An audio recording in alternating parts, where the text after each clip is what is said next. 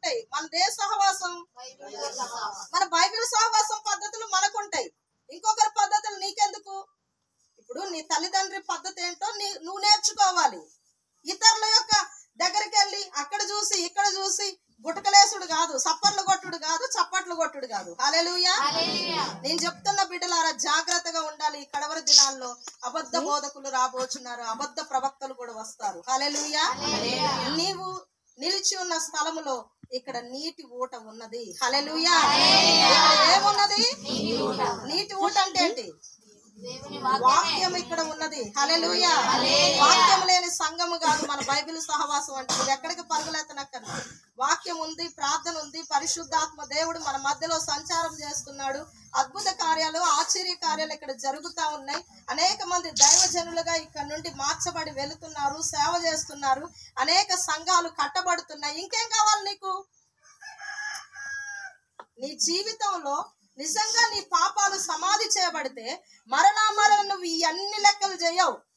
నువ్వు కట్టుబడి ఒక సంఘానికి, మందిరానికి, సేవకునికి కట్టుబడి జాగ్రత్తగా నీ విశ్వాస జీవితాన్ని, ప్రార్థన జీవితాన్ని కాపాడుకుంటావు.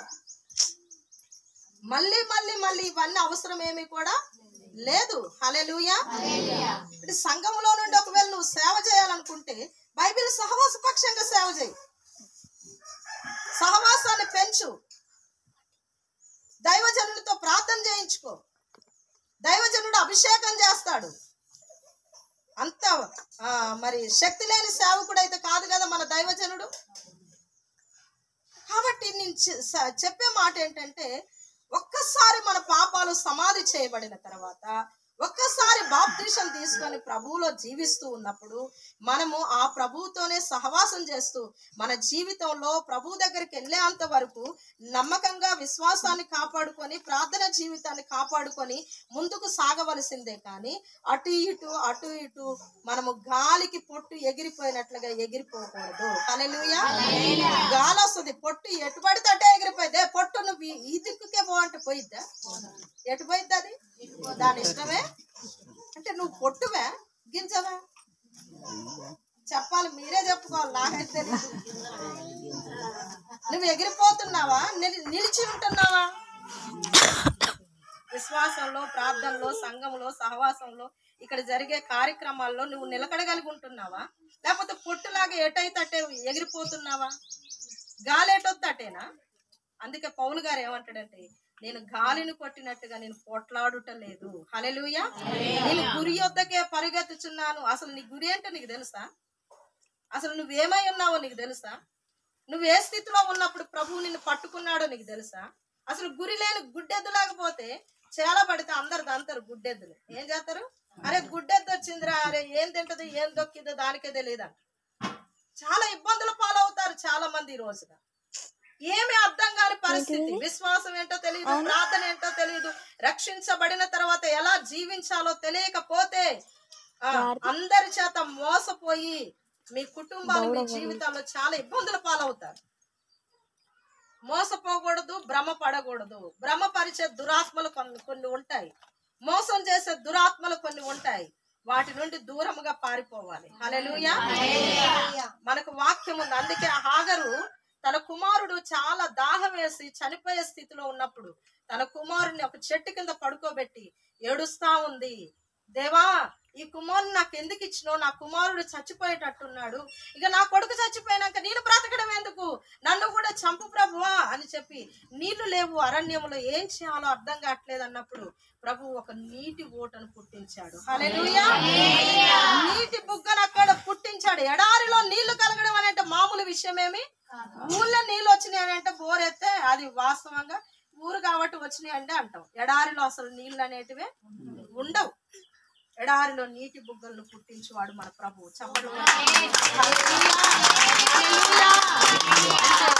ఒకప్పుడు నువ్వు ఎడారి లాంటి నీ జీవితంతో దేవుడు తన వాక్కు అనే జీవజలము చేత మాట్లాడి నిన్ను తెప్పరిల్ల చేసి నీ దప్పికను తీర్చిన ప్రభు. ఏమంటాడో తెలుసా దేవుడు? నీకేమొచ్చింది ఆగరంట. నీకు ఎందుకు అట్లా ఏడుతున్నావు? ఉన్నవాడను అనువాడనని నీకు తెలియదా? నువ్వు పిలిస్తే పలికే దేవుడనని నీకు తెలియదా? నీ బాధ నేను చూస్తానని నీకు తెలియదా? లేకపోతే నువ్వు ఏడుస్తా ఉంటే నీ కొడుకు చచ్చిపోయే పరిస్థితుల్లో ఉంటే అంత కఠినాత్మున్నా నేను సహాయం చేయలేనటువంటి దేవుడనా? కాదు కదా. నీ కళ్ళ ముందు నీళ్ళ ఓటు ఉంచుకొని ఎందుకమ్మా అంతగానో ఏడుస్తావు? నీకేమొచ్చింది అసలు? కొంతమందిని నాకు అడగాలనిపిస్తుంది, మీకేమొచ్చిందని ఉరుకులు పెడతాను అని అనిపిస్తూ ఉంటాను. మీకేమొచ్చింది అసలు? నీ కళ్ళ ముందు నీటి ఓట ఉంది. నీ కళ్ళ ముందు ఒకప్పుడు ఎడారిగా ఉన్న నీ బ్రతుకులో దేవుడు గొప్ప గొప్ప కార్యాలు చేసి నిన్ను ఈ రోజు బ్రతికిస్తే నువ్వు ఎందుకు ఏడుస్తున్నావు? దేని కొరకు ఏడుస్తున్నావు? దేని కొరకు ఆలోచిస్తున్నావు? నా పిల్లలు చనిపోతారు అని ఏడుస్తూ మన జీవితాల్లో మనం ఇంకా ఇంకా ఇంకా ఇబ్బంది పడనక్కర్లే. వాక్యము చేత ఆదరించబడదుముగాక. శారాతో నేను చెప్తూ ఉన్నాను, ఈ రోజున నీ భర్త కొరకు నువ్వు ప్రభు సన్నిధిలో ఏడువు, మొరపెట్టుకో. కానీ ప్రభువు నీకు వాక్యాన్ని ఒక జీవ జలపు ఊట వల్ల ఇచ్చాడు కాబట్టి ఆ వాక్యము చేత ఆదరించబడాలి. హల్లెలూయా. ఆదరించబడాలి, తృప్తి పడాలి, తృప్తి పొందాలి. దేవా, నాకు మంచి వాక్యం ద్వారా నాతో నువ్వు మాట్లాడావు ప్రభు, నన్ను తృప్తిపరిచావు, బలపరిచావు అని చెప్పి దేవుని పాదాల ఎదుట మనము మోకరిల్లే వారిగా ఉండాలి. అప్పుడు హాగరు తన కుమారుని నీళ్లు తాపించి ఆమె కూడా నీళ్లు త్రాగి అక్కడ జీవనం చేయడం మనం చూస్తూ ఉన్నాం. ప్రియ బిడ్డలారా, ఈ రోజు నేను మీకు సెలవిస్తూ ఉన్నాను, బూడిదగా మార్చబడాలని అంటే ఫస్ట్ వన్ అవయవాలన్నీ కాల్చబడితే తప్ప ఆ బూడిదగా మార్చబడాలి. ఇప్పుడు మరి మనం బూడిదగా మార్చబడాలంటే మరి ఇప్పుడు మనల్ని కూడా కాల్చాలని అర్థం కాదు. మనలో ఏవైతే లోపాలు బలహీనతలు ఉన్నాయో ప్రభు విషయమై వాటన్నిటిని కాల్చివేయుదుముగాక. అంటే ఏంటి? వాటినన్నిటిని మానుకుందుముగాక. ఏమున్నాయి మనలో అసలు? ఏటిని కాల్చివేసుకోవాలి? బైబిల్లో చూద్దాం ఒకసారి. పేతురు రాసినటువంటి మొదటి పత్రిక 4వ అధ్యాయంలో మనం 3వ వచనాన్ని చదువుకుందాం. మనం పోకిరి శాస్త్రులు, దురాశలు, మద్యపానము, అల్లరితో కూడిన ఆటపాటలు, త్రాగుబోతుల విందులు, చేయదగని విగ్రహ పూజలు మొదలైన వాటి యందు నడుచుకొనుచు అన్ని జనుల ఇష్టము నెరవేర్చుటకు గతించిన కాలమే చాలును. హల్లెలూయా. ఇవ్వనమాట ఒక రక్షించబడినటువంటి వ్యక్తిలో కాల్చివేయబడవలసిన లిస్ట్ ఏంటంటే ఫస్ట్ వన్ చెప్పాడు ఏంటి? పోకిరి శాస్త్రాలు. ఏ శాస్త్రాలు అంట? ఈ రోజున యవనస్తులు పోకిరి శాస్త్రాలు చేస్తా ఉన్నారు. ఏ శాస్త్రాలు చేస్తారు? యవనస్తులే కాదు, ఏ వయసులో ఉన్నోళ్ళైనా పోకిరి శాస్త్రాలు చేస్తున్నారు. ఎందుకు పోకిరి శాస్త్రాలు అని అంటే వాళ్ళని చూసి అందరూ భయపడాలన్నట. హల్లెలూయా. అసలు పోకిరి శాస్త్రాలకు ఆకారం ఉందా? పోకిరి శాస్త్రం ఎట్లాంటియో డ్రాయింగ్ గీసి ఎవరైనా చెప్పగలరా? కానీ బైబిల్ చెప్తా ఉంది. హల్లెలూయా. పోకిరి శాస్త్రాలు అంటే చూడండి, దాని అర్థం తెలిస్తే మనకు తెలిసిపోయింది కదా. చూడండి, ఎఫెసీయులకు రాసిన పత్రిక 5వ అధ్యాయము 4వ వచనం చదవండి. ఎఫెసీ 5:4. కృతజ్ఞత వచనమే కానీ మీరు ఉచ్చరింపవలెను కానీ మీరు బూతులైనను పోకిరి మాటలైనను, ఇక్కడ ఆపండి, పోకిరి మాటలైనను అన్న దగ్గర కింద పుట్టినోట్లు ఏముంది? వెర్రి మాటలు. హల్లెలూయా. పోకిరి మాటలు అంటే వెర్రి మాటలు. పోకిరితనం అంటే ఏంటంటే వెర్రితనం. చాలా మంది గొప్పవారిగా కనబడతారు, ఉన్నత స్థితిలో ఉన్నట్టుగానే కనబడతారు, అన్ని కలిగి ఉన్నట్టుగానే కనబడతారు, కానీ వారిలో పోకిరితనం పో, పోకిరి మాటలు పో, వరుసవాయి లేకుండా మాట్లాడుతూ ఉంటారు, వెర్రి మాటలు మాట్లాడుతూ ఉంటారు, పిచ్చి మాటలు మాట్లాడుతూ ఉంటారు. ఈ బిడ్డ ఇద్దా, తల్ల ఇద్దా, చెల్ల ఇద్దా, అక్క ఇద్దా అనేది ఉండదు. లేకపోతే వీళ్ళు దైవజనులు కదా అనేది ఉండదు. పోకిరిగా మాట్లాడుతూ ఉంటారు. పోకిరి మాటలు, పోకిరి శాస్త్రం అనేటివి మరి కాల్చివేయబడును గాక. కాల్చివేయబడినప్పుడు ఇక బూడిదే కదా, ఇంకా ఏమీ ఉండదు. పోకిరి మాటలు పోయిన తర్వాత ప్రభువే మనలో ఉంటాడు కానీ ఇంకేమీ ఉండదు. హల్లెలూయా. ఇంకోటి పిచ్చి, వెర్రితనం. ఇప్పుడు పోకిరి మాటలు అంటే ఏమన్నా వెర్రి మాటలు కదా, వెర్రితనం కదా. మాటల్లో వెర్రితనమే కాకోకుండా కొంతమంది తాగుబోతులు కూడా వెర్రి మాటలు మాట్లాడతాం. తాగుబోతుతనంలో కూడా ఏం మాటలు వస్తాయి? తాగిన వాళ్ళని చూడండి, కొంతమంది అంటారు తాగినోడు అంటే నిజం చెప్తాడా? అది నిజమేనా? మీరు నాకు చెప్తే నేను కూడా ఓటేస్తాను. తాగినోడు అబద్ధం చెప్పడండి, నిజమే చెప్తాడు అంటారు. అది నిజమేనా? నాకు తెలియక అడుగుతాను. అబద్ధమే నిజం అన్నట్టుగా అక్కడ యాక్టింగ్ చేస్తాడు అంతే. యాక్టింగ్ అనమాట. నీ మీద నేను ఇక తాగలేరు పంపించి అంటే ఆయన మీద వేసుకోవచ్చుగా ఒట్టు. ఆయన మీద వేసుకోండి. ఎందుకంటే ఈ ఒట్టేసింది ఏమైపోయినా పర్వాలేదు మళ్ళీ తాగితే. వెర్రి మాటలు మాట్లాడుతూ ఉంటారు. వెర్రి ఆలోచనలు తలంపులు తలుస్తూ ఉంటారు. కొంతమంది అంటారు తాగేదో మాట్లాడిండలే అంటే తాగిన దాని మీద పోవాలని కావాలని మాట్లాడతారు వాళ్ళు. అర్థమైందా మీకు? హల్లెలూయా. అంతేగాని వాళ్ళకి తెలియకేమి వాళ్ళు పిచ్చి వాళ్ళంటే ఏ విషయంలో పిచ్చి వాళ్ళు? మంచి వాళ్ళంటే భార్యని పిల్లల్ని సక్రంగా చూసుకొని చక్కగా జీతం తీసుకొచ్చి భార్య చేతిలో పెట్టేటోడు మంచివాడు. మరి పిచ్చోడు ఎర్రోడు పోకిరోడు అంటే ఎవడు? డబ్బులన్నీ ఆగమాగం చేసి అక్కడక్కడ పంచిపెట్టి అక్కడక్కడ కొంపలలో పంచిపెట్టి వాళ్ళ చాలా ఉంటాయి కొంపలు. వాటిని ఇండ్లు అనకూడదు. ఏమనాలి? ఇప్పుడు తాగుబోతు భర్త ఉన్న వాళ్ళకి బాగా తెలుస్తుంది. ఆ కొంప పోయొచ్చినవా అంటే కోసేటోడు కొంప. ఈ కొంప పోయొచ్చినవా పేకాట ఆడే కొంప అది. ఈ కొంప పోయొచ్చినవా ఇటు పోయొచ్చినవా కొట్టుకుంటారు. వ్యభిచార కొంపలు, తాగుబోతు కొంపలు, పేకాట కొంపలు, ఎన్నెన్ని కొంపలో లోకంలో. వాటన్నిటి దగ్గరికి పోయి వాళ్ళు పిచ్చోళ్ళు అయిపోయి అక్కడ కొంచెం ఇక్కడ కొంచెం పెట్టి ఇంటికి వచ్చేసరికి జేబులో చిల్లి గవ్వ కూడా ఉండదు. ఇప్పుడు వాడు మంచోడా పిచ్చోడా? కానీ వీళ్ళేమంటారు భర్తని వెనకేస్తున్నాడు అంటే మా ఆయన చాలా మంచోడు, నీ వరకే మంచోడు. కానీ ఎంత తన దేహాన్ని పాడు చేసుకుంటాడో. తను తాగి తన దేహాన్ని పాడు చేసుకున్న ప్రతి ఒక్కడు వెర్రివాడే. హల్లెలూయా. భార్యకి సరే తాగిన కొంతమంది అన్ని తెచ్చి పెడతారు, కాదనను నేను. అలాంటి భర్తలు మంచి భర్తలు కూడా తాగి కూడా అన్ని తెచ్చి పెడతారు. కానీ తన దేహాన్ని పాడు చేసుకునేటోడు మంచోడా పిచ్చోడా? అందుకే మీరు చెప్పండి, మా ఆయన అన్ని తెచ్చి పెడతాడమ్మా తాగినా కానీ. బియ్యం తెస్తాడు, చిల్లర సామాన్ మొత్తం తెస్తాడు, నా బట్టలు తెస్తాడు, నగలు తెస్తాడు, అన్ని తెస్తాడు. తాగినా ఏమైతుంది? నాకు అన్ని తెస్తాడు అనుకునేటోళ్ళకి నేను చెప్పేది ఏంటంటే మీ ఆయన దేహంలో ఉన్న అవయవాలని పాడు చేసుకుంటాడు. పిచ్చితనంతో వెర్రితనంతో పాడు చేసుకోండి. వాళ్ళకి చెప్పండి సువార్త. నీ దేహం పాడైపోయి, నీ అవయవాలు పాడైపోయి, నువ్వేదైనా అయిపోతే మా పరిస్థితి ఏంటయ్యా అని చెప్పి మీరు బ్రతిమాడుకోండి. హల్లెలూయా. అంతేగాని ఎంత దాగొచ్చినా నీ అవసరతలు తీరిస్తే మంచోడనే మాట రాకూడదు. గాని నీ దేహాన్ని నువ్వు పాడు చేసుకుంటున్నావు. నువ్వు మారు మనసు పొందొచ్చుగాక. నువ్వు సహోదరుని అన్నానమ్మ మీ ఆయన ఇంతగా మరి ఇంత ఇదిగా డబ్బులన్నీ ఆగమాగం చేస్తాడండి. అమ్మగారు ఇంకోసారి ఆ మాట అన్నది మా ఆయన గురించి. మా ఆయన చాలా మంచోడు అన్నాను. నేనన్నా మీ ఆయన ఎంత మంచోడో దేవుడికి తెలుసమ్మా. మరి ఆయన తాగేదన్నా అయిపోయిన రోజు ఏంటి పరిస్థితి అని అంటే ఆమె అన్నది కదా, తాగి ఏమవుతాడు? ఏమి కదా, ఎన్నో సంవత్సరాల నుండి తాగుతాడు. మా ఆయనకి ఏమి కాబట్టి ఇంకా లావ్ అవుతాడట. ఏమైతుందట?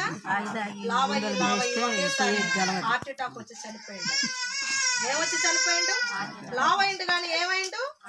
హార్ట్ అటాక్ వచ్చి చనిపోయిండు. పిచ్చితనంతో దేహ భాగాలను పాడు చేసుకొని జీవితాలను కుటుంబాలను పాడు చేసుకొని చాలా మంది వారి జీవితాల్లో కుటుంబాలకు ఇబ్బందిని తెచ్చి పెట్టేవారు ఉన్నారు. కాబట్టి పోకిరి వాళ్ళు ఎవరంటే పోకిరితనంగా మాట్లాడేవారే కాకుండా తాగుపోతులను కూడా పోకిరి వారని అనొచ్చు. హల్లెలూయా. అంటే వెర్రి వారని అనొచ్చు. చూడండి ఎందుకంటే మీరు అమాయకంగా చూస్తారు. ఇది కరెక్టా అమ్మగారు కాబట్టి చెప్తుంది అనుకోవచ్చు మీరు. సామెతల గ్రంథము 23వ అధ్యాయం 33వ వచనం త్వరగా చదివితే నేను ముగిస్తాను. త్వరగా చదువు. విపరీతమైనవి కన్నులకు కనబడును, వెర్రి మాటలు పలుకుదురు. హల్లెలూయా. ఎవరు వీళ్ళంటే ద్రాక్ష రసము తాగి మత్తులైన వారి గురించి ఉంటుంది. అధ్యాయం మొత్తం ఇంటికి వెళ్ళాక చదువుకోండి. గిన్నెలో తలతల్లాడుతూ ఉంటుంది. కాబట్టి ఆ మత్తు పానీయాన్ని సేవించినప్పుడు వెర్రి మాటలు మాట్లాడతారంట. హల్లెలూయా. చాలా ఘోరం. వెర్రి మాటలు మాట్లాడడం అంటే చాలా ఘోరం. తల్లిని కూడా పెళ్ళంలాగా చూస్తారు. కొంతమంది అంటారు మా ఒక తల్లి ఏడుస్తూ మాకు ఫోన్ చేసింది. ఏంటమ్మా అంటే ఆమెకు 70 సంవత్సరాలు.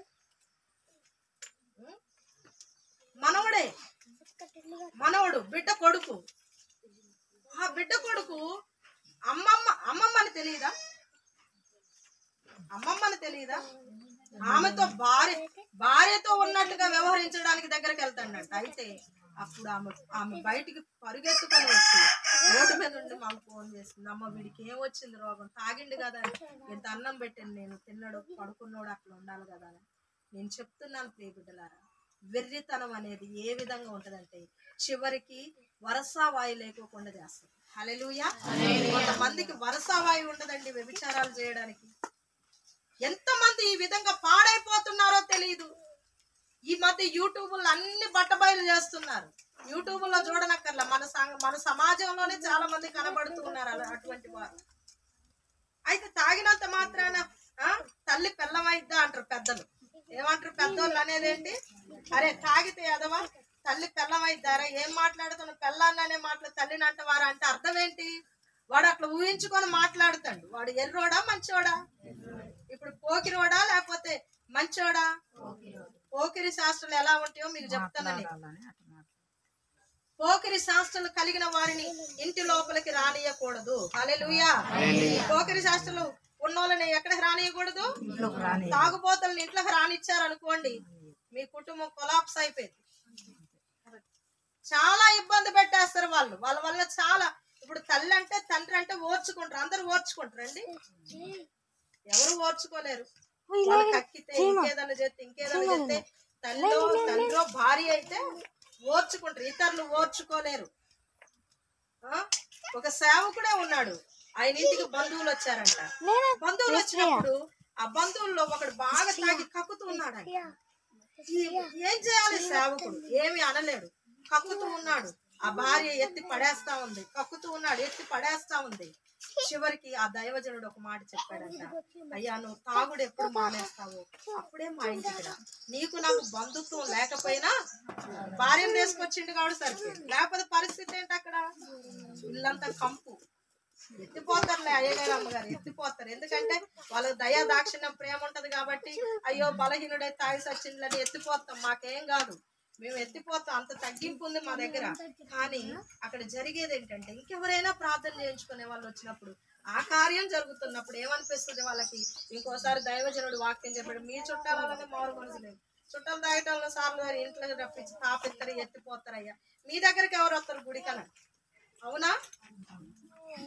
కాబట్టి వెర్రివారు, పోకిరివారు, వెర్రివారు అంటే త్రాగుబోతులు వెర్రివారుగా ఉన్నారు. హల్లెలూయా.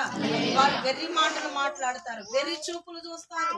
వెర్రి చూపులు అంటే ఎట్టెట్నో చూస్తూ ఉంటారు, ఒక రకంగా చూస్తూ ఉంటారు. వాళ్ళ చూపులలో కూడా మార్పులు చేర్పులు వస్తా ఉంటాయి. హల్లెలూయా.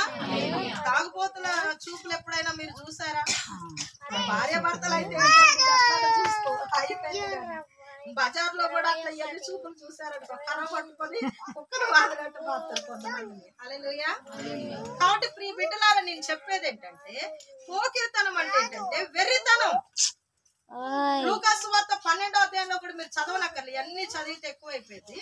ఈ లూకాసు సువార్త 12వ అధ్యాయంలో కూడా ఒక ధనవంతుడు ఉన్నాడు, ఊదారంగు బట్టలు వేసుకుంటున్నాడు. అతడు పంట వేసినప్పుడు విస్తారమైన పంట ప్రభు అతనికి అనుగ్రహించినప్పుడు అతడు తన ప్రాణంతో చెప్పుకుంటున్నాడు, ఏమని? నా ప్రాణమా తినుము, త్రాగుము, సుఖించుము, నీకు అనేక సంవత్సరాలకు ఈ యొక్క విస్తారమైన ఆస్తి నీ కొరకు సమకూర్చబడి ఉన్నది, తినుము, త్రాగుము, సుఖించుము, సంతోషించుము అని చెప్పుకున్నప్పుడు ఆ రాత్రి దేవుడు అతనితో మాట్లాడిన మాట ఏంటంటే, వెర్రివాడా. హల్లెలూయా. దేవుడు ఏమంటాడు అంటే అర్థం ఏంటి? వెర్రివాడ అంటే అర్థం ఏంటి? వాక్యం చెప్పండి అవ్వ. పోకిరివాడా. పోకిరి అంటే వెర్రివాడ అని అర్థం. ఈ బాగా గుర్తుపెట్టుకోవాలి మీరు. పోకిరితనం అంటే ఏంటి? వెర్రితనం. పోకిరివాడు అంటే ఎవరు? వెర్రివాడు. వెర్రివాడు ఏం చేస్తాడు? తాగుతాడు, తందనాలు ఆడతాడు, తలకు మోసుకుంటాడు, నీ తలకు కూడా పోతాడు. రెండవదిగా వెర్రివాడు అంటే, పోకిరోడు అంటే ఎవరో తెలుసా?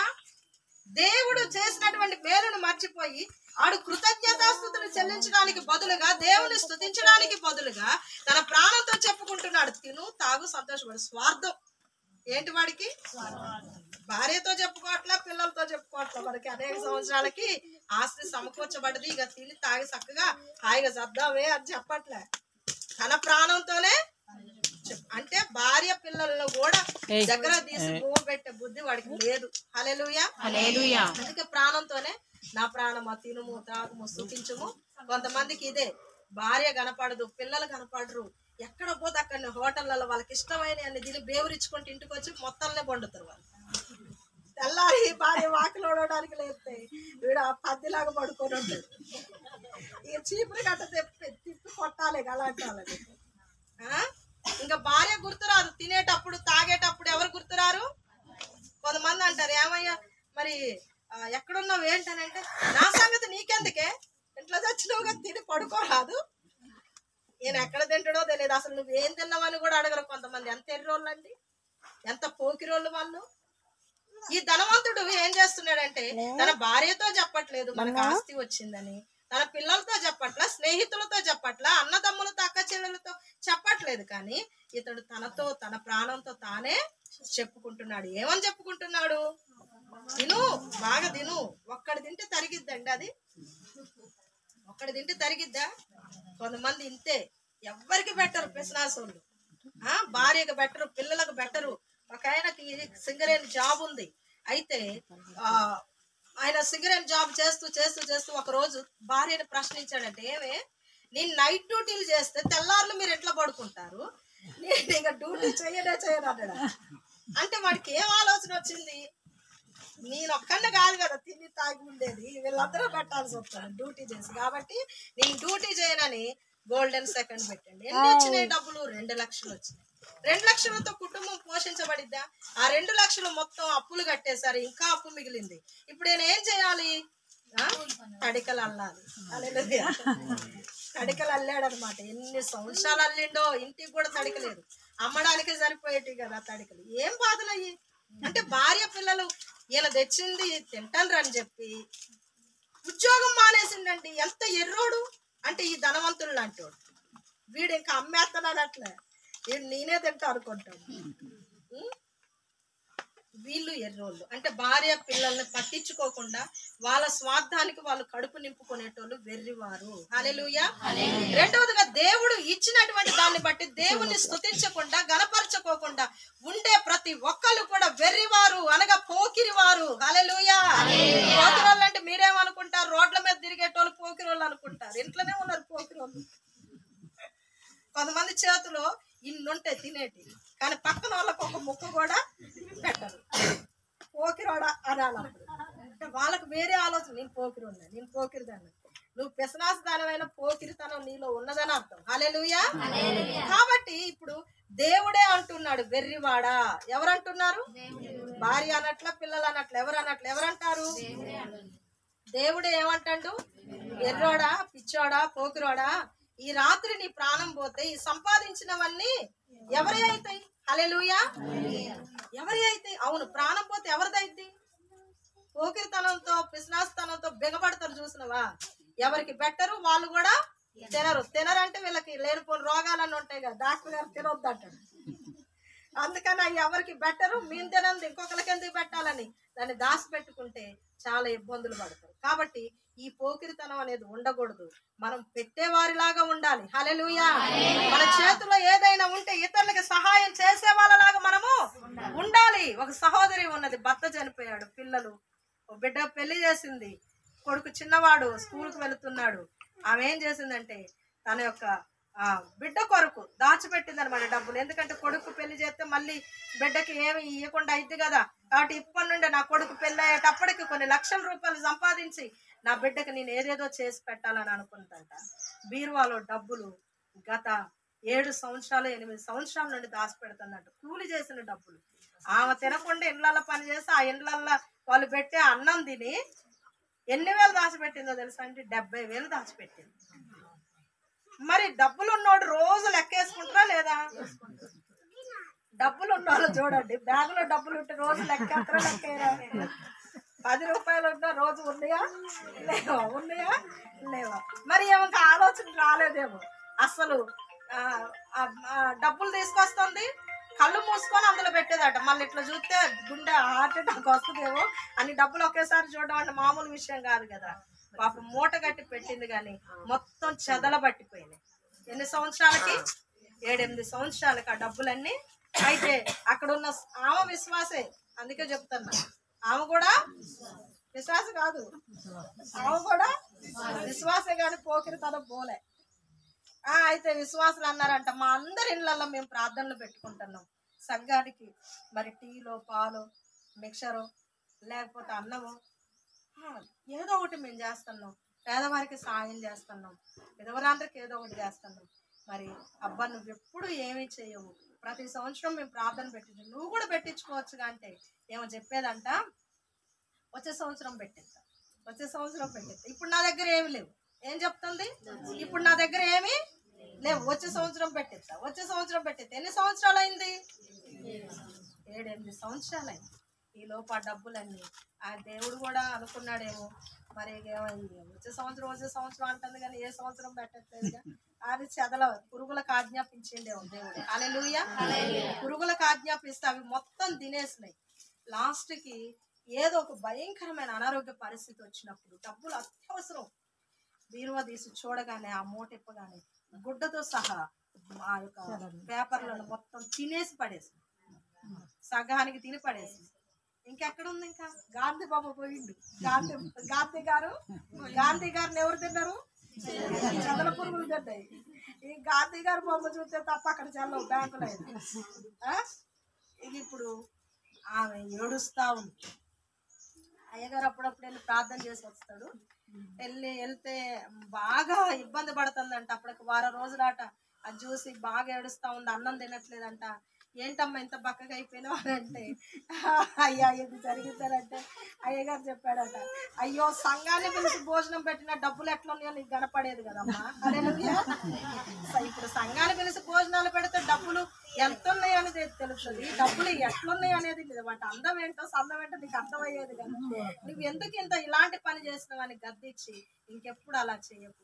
నువ్వు ఎవ్వరికి పెట్టినా పెట్టకపోయినా సంఘాన్ని చేర్చుకొని నువ్వు భోజనం పెడితే అంతకంటే అధికంగా దేవుడిని కూర్చునిగా.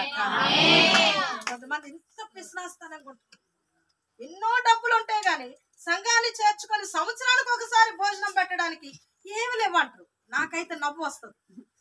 అప్పటికప్పుడు భయంకరమైన వ్యాధి వచ్చింది అనుకో, ఏమి లేదని సావని చెప్పి రూమ్ లో పడేస్తారా? చెప్పండి అమ్మా. వ్యాధి భయంకరమైన వ్యాధే వచ్చింది అనుకోండి, అరే డబ్బులు లేవరా ఆ రూమ్ లో పడి సావంటారా? పిల్లల్ని ఏం చేస్తారు? అప్పటికప్పుడు అప్పు తెచ్చి తల తాకట్టు పెట్టైనా డబ్బులు తీసుకొచ్చి పిల్లల్ని బ్రతికించుకుంటారు. ఎన్ని లక్షలైనా పర్వాలేదు. మరి దేవుని సంఘానికి నువ్వు కొంచెం చేస్తే లక్షల రూపాయలు మీకు మిగులునుగాక. ఎన్ని మిగులుతాయి? అందుకే ఉపవాస ప్రార్థనలు వచ్చిందంటే మాకు లేదనకూడదు అసలు. అది ఎంత దరిద్రపు మాట తెలుసా? ఆ దరిద్రపు మాట మన నోటికి ఎప్పుడు వస్తుందో అప్పుడు దేవుడు చెదల పురుగులకు ఆజ్ఞాపిస్తాడు. ఏమని? వాళ్ళ బ్యాగులో డబ్బులు ఎప్పుడు తినండి, మీరు వాళ్ళ డబ్బులు తినండి. వాళ్ళకి ఇచ్చేటోళ్ళు ఉన్నారు అప్పు, కానీ వాళ్ళు తీసుకొచ్చి సంఘాన్ని చేర్చుకొని భోజనాలు పెట్టలేకపోతున్నారు. చూడండి, నిజంగా నేను చెప్పే విషయం ఏంటంటే దేవుడు మీతో మాట్లాడుతున్నాడు కాబట్టి మీరు ఆలోచించండి. వెర్రివారంటే ఎవరు అనుకుంటున్నారు? విశ్వాసతనంతో దేవుడు చేసిన కార్యాలను గుర్తించకుండా సంఘానికి చెయ్యక, సేవకులకి చెయ్యక, పేదోడికి చెయ్యక, ఎవరికి చేయకుండా డబ్బుల కట్ల కట్టుకొని ఉన్నోళ్ళు వాళ్ళే వెర్రివారు, పోకిరివారు. హల్లెలూయా. రోడ్ల మీద తిరిగేటోళ్ళే పోకిరోళ్ళు కాదండి. ఇలాంటి పిశనాసి విశ్వాసులు కూడా ఉంటారు. వాళ్ళల్లో కూడా ఏముంది? పోకిరితనం ఉంది, వెర్రితనం ఉంది. కాబట్టి ప్రియ బిడ్డలారా, వెర్రితనంతో ఉండొద్దు మన జీవితాల్లో. మనము ధారాళమైనటువంటి మనసు కలిగి జీవించాలి. ధారాళంగా ప్రభువుకి ఎవరైతే ఇస్తారో వారిని ప్రభువు ప్రేమిస్తాడు. హల్లెలూయా. ఉత్సాహంగా ఇచ్చేవాడిని ప్రభువు ప్రేమిస్తాడంట. ఉత్సాహంగా ఇచ్చేవాడిని ప్రేమిస్తాడు. జేబులో చేయబెడతాడు. కానుకేయాలంటే ఎంత వస్తాయి మరి?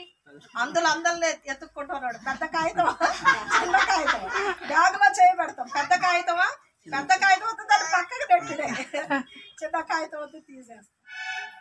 నీకు ఉన్నప్పుడు అట్లనే చేసి, లేనప్పుడు అట్లనే చేసి, మరి ఎందుకయ్యా? ఇంకా నీకెందుకు దేవుడు ఇచ్చేది? ఇప్పుడు ఈ ధనవంతుడిని దేవుడు ధనవంతుడు అయినందుకో పంట బండినందుకో వెర్రివాడు అనలే. దేవుడు చేసిన మేలును గుర్తించకుండా, కృతజ్ఞతలు చెల్లించకుండా, దేవునికి ఇవ్వాల్సింది ఇవ్వకుండా, చేయాల్సింది చేయకుండా, కుటుంబానికి కూడా సరైన విధానంలో పోషణ చేయకుండా తనకు తానే స్వార్థంగా ఆలోచించుకుంటున్నాడే. అందుకే వెర్రివాడా, ఈ రాత్రి నువ్వు చచ్చిపోతావురా. హల్లెలూయా.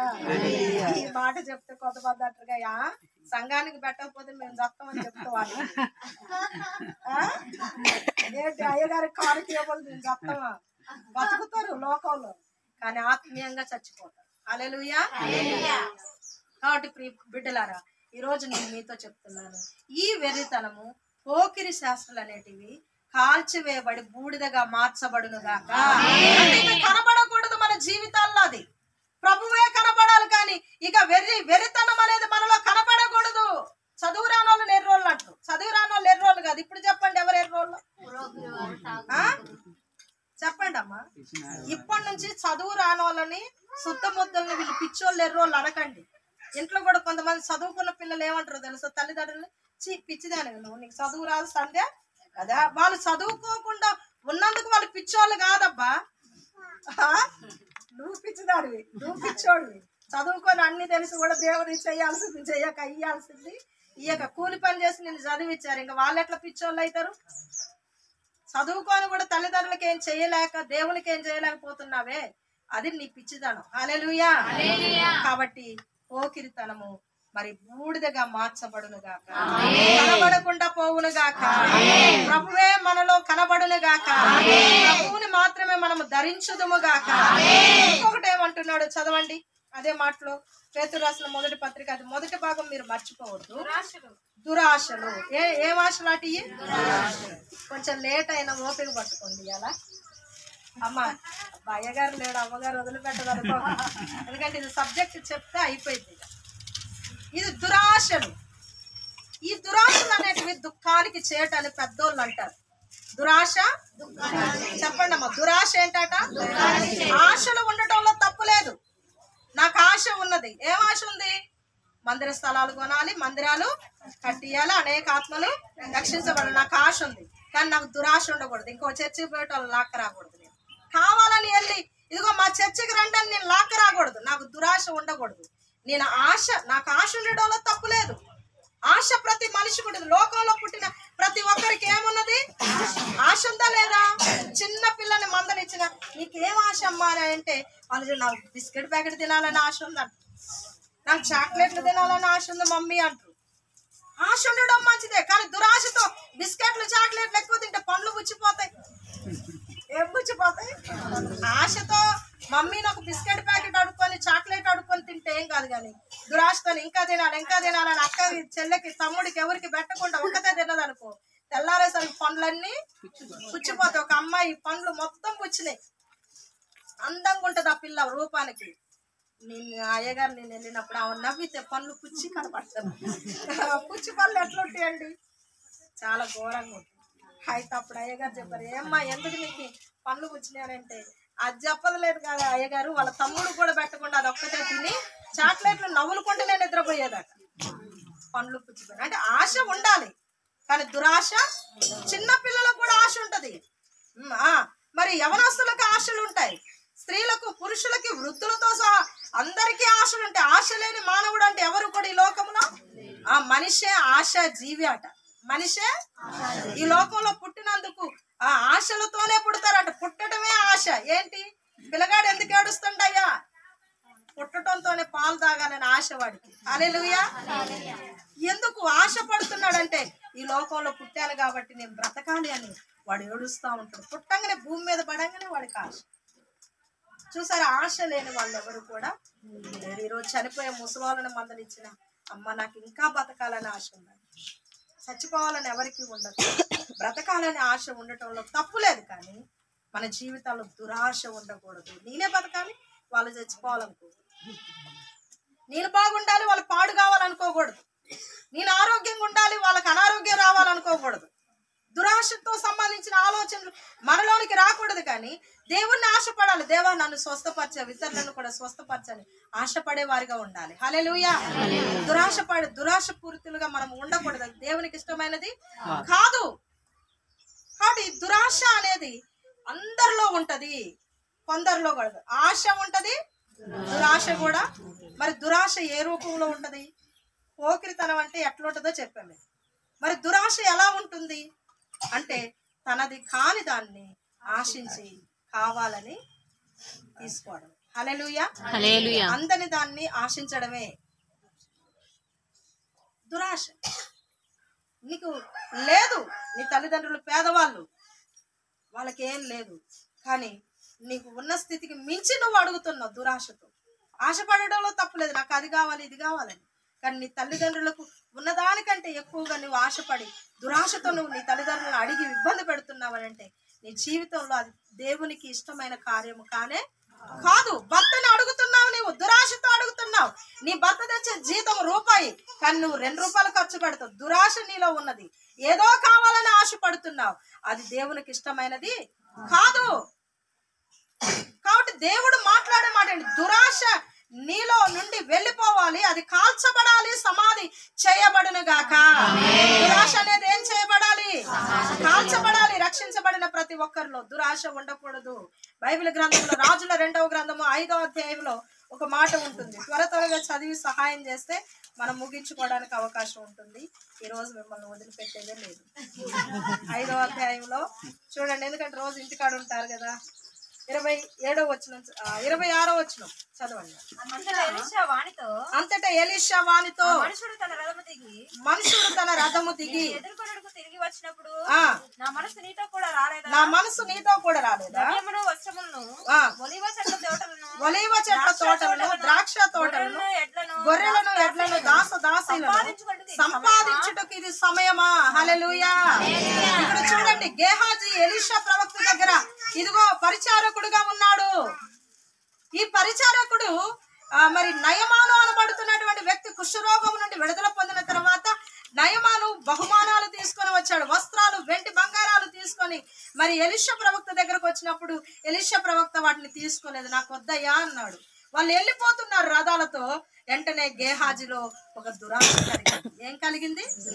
దురాశ కలిగింది. అరే మా యజమాని ఎంత పిచ్చోడో, ఇస్తానన్న బహుమానాలు తీసుకోకుండా ఈ యజమాని ఏంటి ఇలా మాట్లాడాడు. అయితే నా యజమానికి అవసరం లేదేమో కానీ, నా సేవకునికి అవసరం లేదేమో కానీ, ఇదిగో నాకు కావాలి. హల్లెలూయా. ఆశపడి దైవజనుని ముందే, అయ్యా నీకు వద్దన్నావుగా, మరి నాకు ఒక వస్త్రం ఇప్పియనంటే దైవజనుడు ఇప్పియడా? ఇప్పిస్తాడా? ఇప్పియడా? ఇప్పుడు నయమాను ఎవరి కొరకు తెచ్చాడు? వస్త్రాలు, వెండి బంగారాలు దైవజనుని కోసమే తెచ్చాడు. దైవజనునికుంటే పరిచారకులకు ఉన్నట్టు కాదా? ఇప్పుడు దైవజనుని పక్కనే ఉన్నాడు గేహాజీ. దైవజనుడు తినేదే తింటాడు, కట్టుకునే వస్త్రాలే కట్టుకుంటాడు. దైవజనుడు ఎక్కడ పడుకుంటే అక్కడ పడుకుంటాడు. దైవజనునికి ఉంటే మరి ప్రక్కనున్న పరిచారకునికి ఉన్నట్టు కాదా? తిమోతయ్య గారిని ఒక ఆయన అన్నాడు, ఏమయ్యా మీ అయ్యగారు బండెక్కి తిరుగుతా ఉంటే నువ్వు సైకిల్ మీద తిరుగుతున్నావేంటి, నీకు సిగ్గు లేదా అన్నాడు. అప్పుడు తిమోతయ్య గారు ఏం చెప్పాడటంటే, మా అయ్యగారు బండెక్కి తిరిగితే ఆయన డ్రైవింగ్ చేస్తే నేను వెనక కూర్చుంటా, ఆయన ఎక్కువ నేను ఎక్కువ అన్నాడు. ఏమన్నాడమ్మా? ఆయన ఏమన్నాడు అవతలైనా? మీ అయ్యగారు బండెక్కి తిరుగుతుంటయ్యా, ఆయన అమ్మడి పడి నువ్వు పిచ్చోళ్ళ తిరుగుతుందో, ఈ సిగ్గు అనిపించట్లేదా? సైకిల్ మీద పో, ఆయన బండి మీద పోతే నువ్వు సైకిల్ మీద పో. ఆయన ఏమన్నాడు? ఇప్పుడు వెనక కూర్చోలేదు ఎవరమ్మా? యజమాని. డ్రైవింగ్ చేసేది డ్రైవర్. చూసిన అది ఆ థాట్ అనేది దేవుడే ఇచ్చిండు ఆయనకి. అంటే అయ్యగారిని తక్కువ అంచనా వేసి మాట్లాడలేదు, కానీ అక్కడ వాళ్ళ నోరు మూయించడానికి ఆ మాట చెప్పాడు. హల్లెలూయా. కొంతమంది అయితే వెంటనే గుండె ఆగిపోయింది. ఏం ఆగిపోయింది? ఊకి ఊడిపోతుంది గట్టగా. కొంతమందికి ఏమైతే గుండె ఆగిపోయింది. అవును కదా, నేను పిచ్చోన్న ఇంతకాలం తిరిగిన ఈయన బండి కొనుక్కుంటాడు, నేను సైకిల్ మీద తిరగాల. ఈ బండి కొనిచ్చే అయ్యగారులు ఎక్కడ ఉన్నారో వాళ్ళమ్మడి పడి తిరుగుతారు. చీచి ఎంత బుద్ధిహీనలో తెలుసా? ఒక బ్యాగ్ ఇస్తానంటే కొంతమంది సేవకుల దగ్గర కొన్ని నల్ల బ్యాగులు కనపడతాయి. ఎవరెవరు మినిస్ట్రీల పేర్లు రాసి ఉంటాయి. ఏంటయ్యా అని అంటే అక్కడ పోతే బ్యాగ్ ఇచ్చారు, అందుకే నెల అక్కడికే పోతాను. మీ దగ్గరకు వస్తే ఏమి ఇస్తారు? అన్నం పెట్టి పంపిస్తారు. అక్కడ అన్నం పెడతారు, బ్యాగ్. నీకు బ్యాగ్ కావాలా, సహవాసం కావాలా?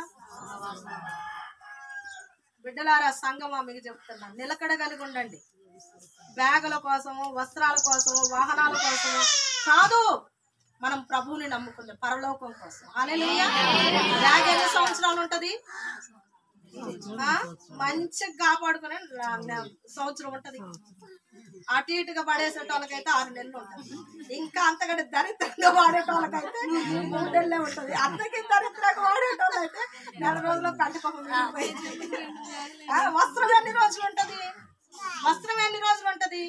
4 రోజులకి చినిగిపోయింది, చీకిపోయింది. ఇది మొన్న ఒకళ్ళు పండక్కి పెట్టారు నాకు. ఈ జాకెట్ మొత్తం దారాలు ఊడిపోతూనే ఉంది. ఎన్ని రోజులు ఉంటాయండి బట్టలు? ఎన్ని రోజులు ఉంటాయండి వాళ్ళు మనకిచ్చే బహుమానాలు? ఎవరిచ్చే బహుమానాలు ఎంతకాలం మనకుంటాయి? మనము దేవుణ్ణి కలిగి ఉన్నప్పుడు పరలోక రాజ్యంలోనికి వెళ్తాం. హల్లెలూయా. పరలోక రాజ్యం కోసం ప్రభువుని నమ్ముకున్నారా? బహుమానాల కోసం నమ్ముకున్నారా?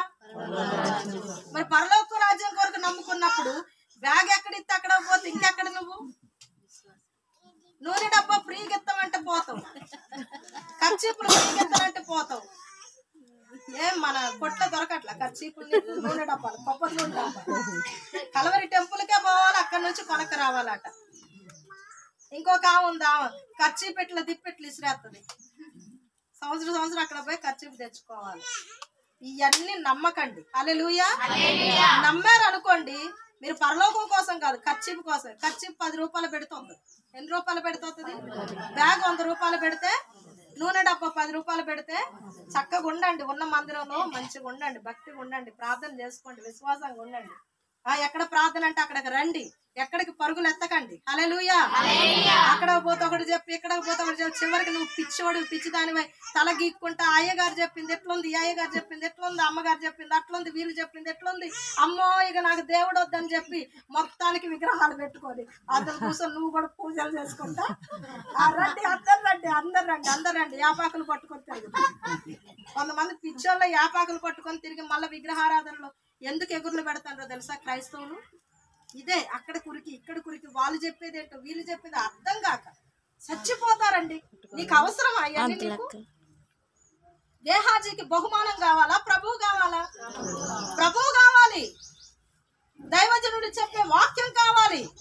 అంతేగాని బహుమానం కాదు కావాల్సింది.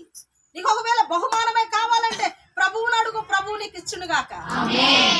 ఎవరిని అడగనక్కర్లేదు, మనము ఎవరో ఇస్తానంటే పరుగులు ఎత్తనక్కర్లేదు.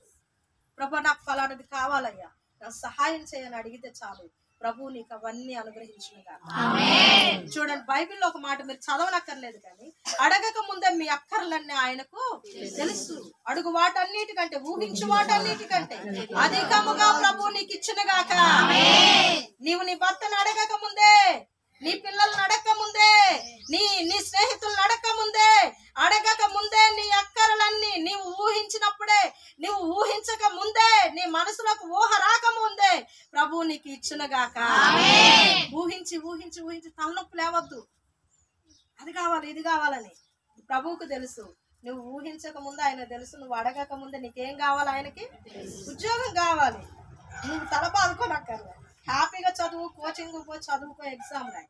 ప్రభు ఆయన చిత్తంలో ఎప్పుడు సమయం వస్తే అప్పుడు ఇస్తాడు. హల్లెలూయా. ఆయన ఉద్యోగం ఇస్తాడు ఖచ్చితంగా, కానీ మనం దాని కొరకే ప్రభువుని నమ్ముకొని అనకూడదు. కొంతమంది ఏమంటారు, అయ్యగారు మా అయ్యగారు అమ్మగారు ప్రార్థన చేస్తే మాకు ఉద్యోగం రాదట, కానీ అయ్యా నీ దగ్గరకు వచ్చినవయ్యా, నువ్వు ఏమన్నా చెప్పు,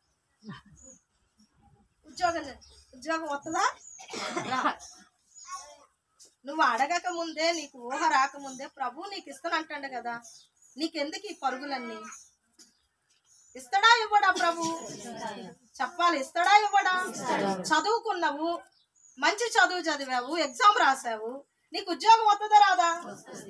ప్రభు ఇస్తాడా ఇవ్వడా? ప్రభు ఈయనంటాడా? శైలు గురించి నేను ఊరికే బాధపడతావు. ఎన్నిసార్లు పోయిన నోటిఫికేషన్స్ పడతానే ఆమె పేరు రా. నేను ప్రభుతో నేను మాట్లాడుతున్నప్పుడు ప్రభు సెలవిచ్చిన మాట ఏంటంటే, అడగక ముందే నేను ఇస్తాను కదా. హల్లెలూయా. ఆ బిడ్డకి ఏం కావాలో నాకు తెలుసు, నువ్వెందుకమ్మా ఊరికే బాధపడతావు? పరిశుద్ధమ్మకి ఏం కావాలో ప్రభువుకు తెలుసు. ఆమె బిడ్డను దేవుడు ఎలా మారుస్తాడో ఆయనకు తెలుసు. తల్లిని మార్చాడు, బిడ్డను కూడా మార్చును గాక, రజతను మార్చును గాక, కఠినాత్మలను మార్చును గాక. మనం బాధపడి తల బాదుకోనక్కర్లేదు. నేను ఇప్పుడు చెప్పేది ఏంటంటే బహుమానాలు కాదు, మనం ఏదైతే అడుగుతున్నామో, మనం ఏదైతే కావాలనుకుంటున్నామో అది ప్రభువుకు ముందే తెలుసు, మన కొరకు సిద్ధపరిచి ఉంచాడు. ఆ సిద్ధపరిచిన బహుమానం ఇచ్చును గాక. కొంతమందికి ఏం బహుమానం అంటే గర్భఫలం అనే బహుమానాన్ని దాచి ఉంచాడు, కొంతమందికి వాహనాలనే బహుమానాలు దాచి ఉంచాడు, కొంతమందికి ఇండ్లు అనే బహుమానాలు దాచి ఉంచాడు, కొంతమందికి ఏమి లేదు అవన్నీ ఇంటి స్థలాలు దాచి ఉంచాడు. అన్ని దాచి ఉంచాడు. ఆ దాచి ఉంచిన ఏదో ఒక రోజు అమ్మ ఇస్తుందా ఇయ్యదా? బీరువాలో మీ అమ్మ ఏదో దాచిపెట్టింది నీకోసం. బిడ్డ రా ఒకసారి పండక్కి అంటుంది, దాచిపెట్టిన చీర నీకు ఇయ్యడానికి. హల్లెలూయా. నేను రానులే అని అంటే ఇక్కడ మీ ఆయన ఇచ్చింది ఏదో 100-200 కట్టుకోవాలి. హల్లెలూయా. కాబట్టి నేను చెప్పేది ఏంటంటే గేహాజీ ప్రభు కొరకు ఆలోచించట్ల, ప్రభు పని కొరకు ఆలోచించట్ల. దైవజనుడితో నేనున్నాను, ఆయనకి ఇచ్చిన తండ్రి నాకు కూడా సమస్తాన్ని ఇస్తాడని అనుకోలేదు. కానీ తన జీవితంలో అతడు పరిగెత్తుచూ ఉన్నాడు. దేని కొరకు అని అంటే బహుమానం కొరకు. ఆ రథము దిగి నయమాను పరిగెత్తుకొని వచ్చాయా నీకేం కావాలి? దైవజనుడు పంపించాడు అన్నప్పుడు అవును, నా దైవజనుడు ఎఫ్రాయిము దేశము నుండి 2 యవనస్తులు వచ్చారు, వారికి 2 మణుగుల వెండి 2 వస్త్రాలు కూడా కావాలి అని అడిగాడంటే, ఓ 2 నేను 4 మణుగులు కడతాను, ఇదిగో వస్త్రాలు అని చెప్పి 2 వస్త్రాలు దుస్తులు అవి కట్టి పనోళ్ళ మీద వేసి పంపించినప్పుడు అవి గేహాజీ ఏం చేశాడు, అక్కడికి వెళ్ళంగానే వాళ్ళ దగ్గర నుండి తీసుకొని ఆ గదిలో పెట్టి తలుపేసి ఏమెరగనట్టు ఇట్లా నిలబడ్డాడు. దైవజనుడు ఎక్కడున్నాడు? గదిలో ప్రార్థన చేస్తున్నాడు. గేహాజీ ఎక్కడున్నాడు? బయట నిలబడి ఉన్నాడు. దైవజనుడు అడిగాడు, గేహాజీ ఎక్కడికి వెళ్ళావు అంటే ఏనంటే, అయ్యా నేను దాసుడనైనా నేను ఎక్కడికి వెళ్ళలేదు, నేను ఇచ్చటనే ఉన్నాను. హల్లెలూయా. మన అయ్య గారు చాలా సార్లు చెప్పు, ఇచ్చటనే ఉన్నా అనేది అది పచ్చి అబద్ధమాట. అది పండు అబద్ధమైన బాబు తినొచ్చు. పచ్చి అబద్ధాలు ఏంటో తెలుసా? ఇంకొక కాడికి పోయి నేను ఎక్కడనే ఉన్నా అంటావు. పక్కన ఇంట్లో ఉంటారు, అమ్మ నువ్వు ఎక్కడున్నావే, డాడీ వస్తాడంట, మరి ఇంటి తాళాలు కావాలంటే, మమ్మీ నేను ఇంటికానే ఉన్నా, ఏడు డాడీ రాలేదుగా. పచ్చి అబద్ధాలు. సరే చాలా మంది అబద్ధాలు ఆడతారు. ఇప్పుడు ఏనంటాను, నేను ఇచ్చడినే ఉన్నాయా, నీ దాసుడనే, నేను ఎచ్చడికి అయితే అప్పుడు దైవజనుడు అన్నాడు, నీవు ఆ రథం వెంబడి పరిగెత్తుతూ ఉన్నప్పుడు నా మనసు నీతో కూడా రాలేదా? హల్లెలూయా.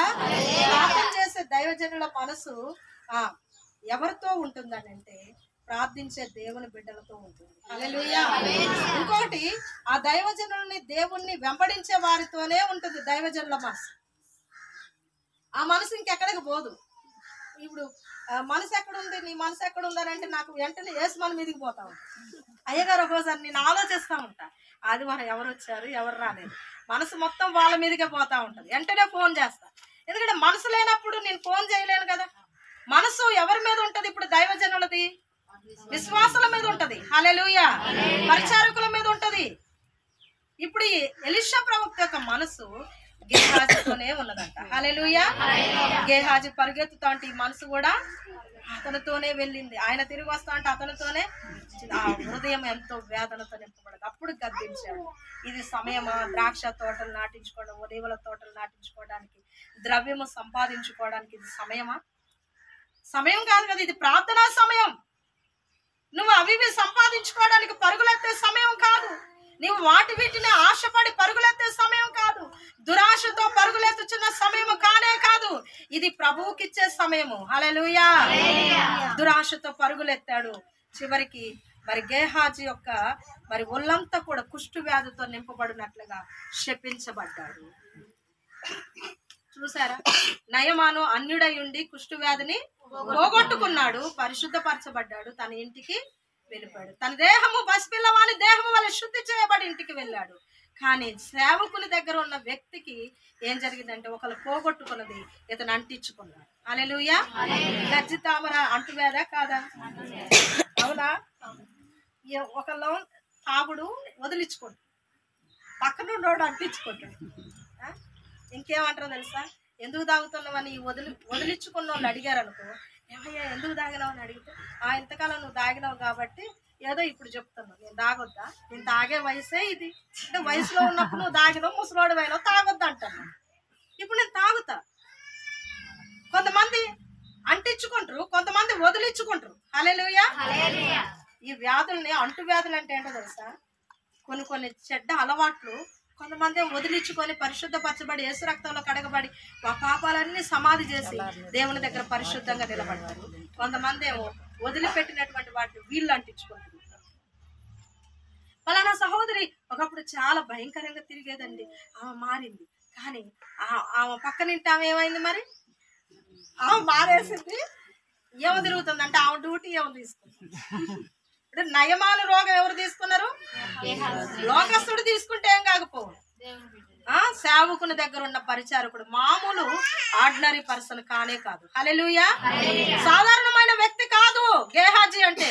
ఎలీషా ప్రవక్తలో ఎంత శక్తి ఉన్నదో పరిచారకుడు అయినటువంటి గేహాజీలో కూడా అంత ఆత్మశక్తి ఉన్నప్పటికీ కూడా దురాశ వలన అతని జీవితంలో గొప్ప కుష్టు వ్యాధిని తెచ్చిపెట్టుకున్నాడు. హల్లెలూయా. వెలివేయబడ్డాడు.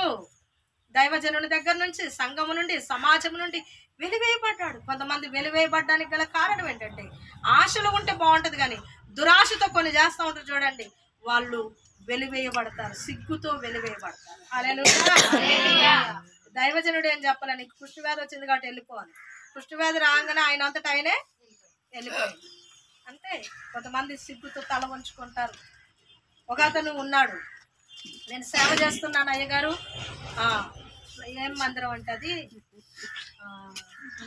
ప్రేమ సువార్త మందిరం అట. ప్రేమ స్వరూపి సువార్త మందిరం. ఏం పేరు ఆ సేవకుడు పెట్టింది?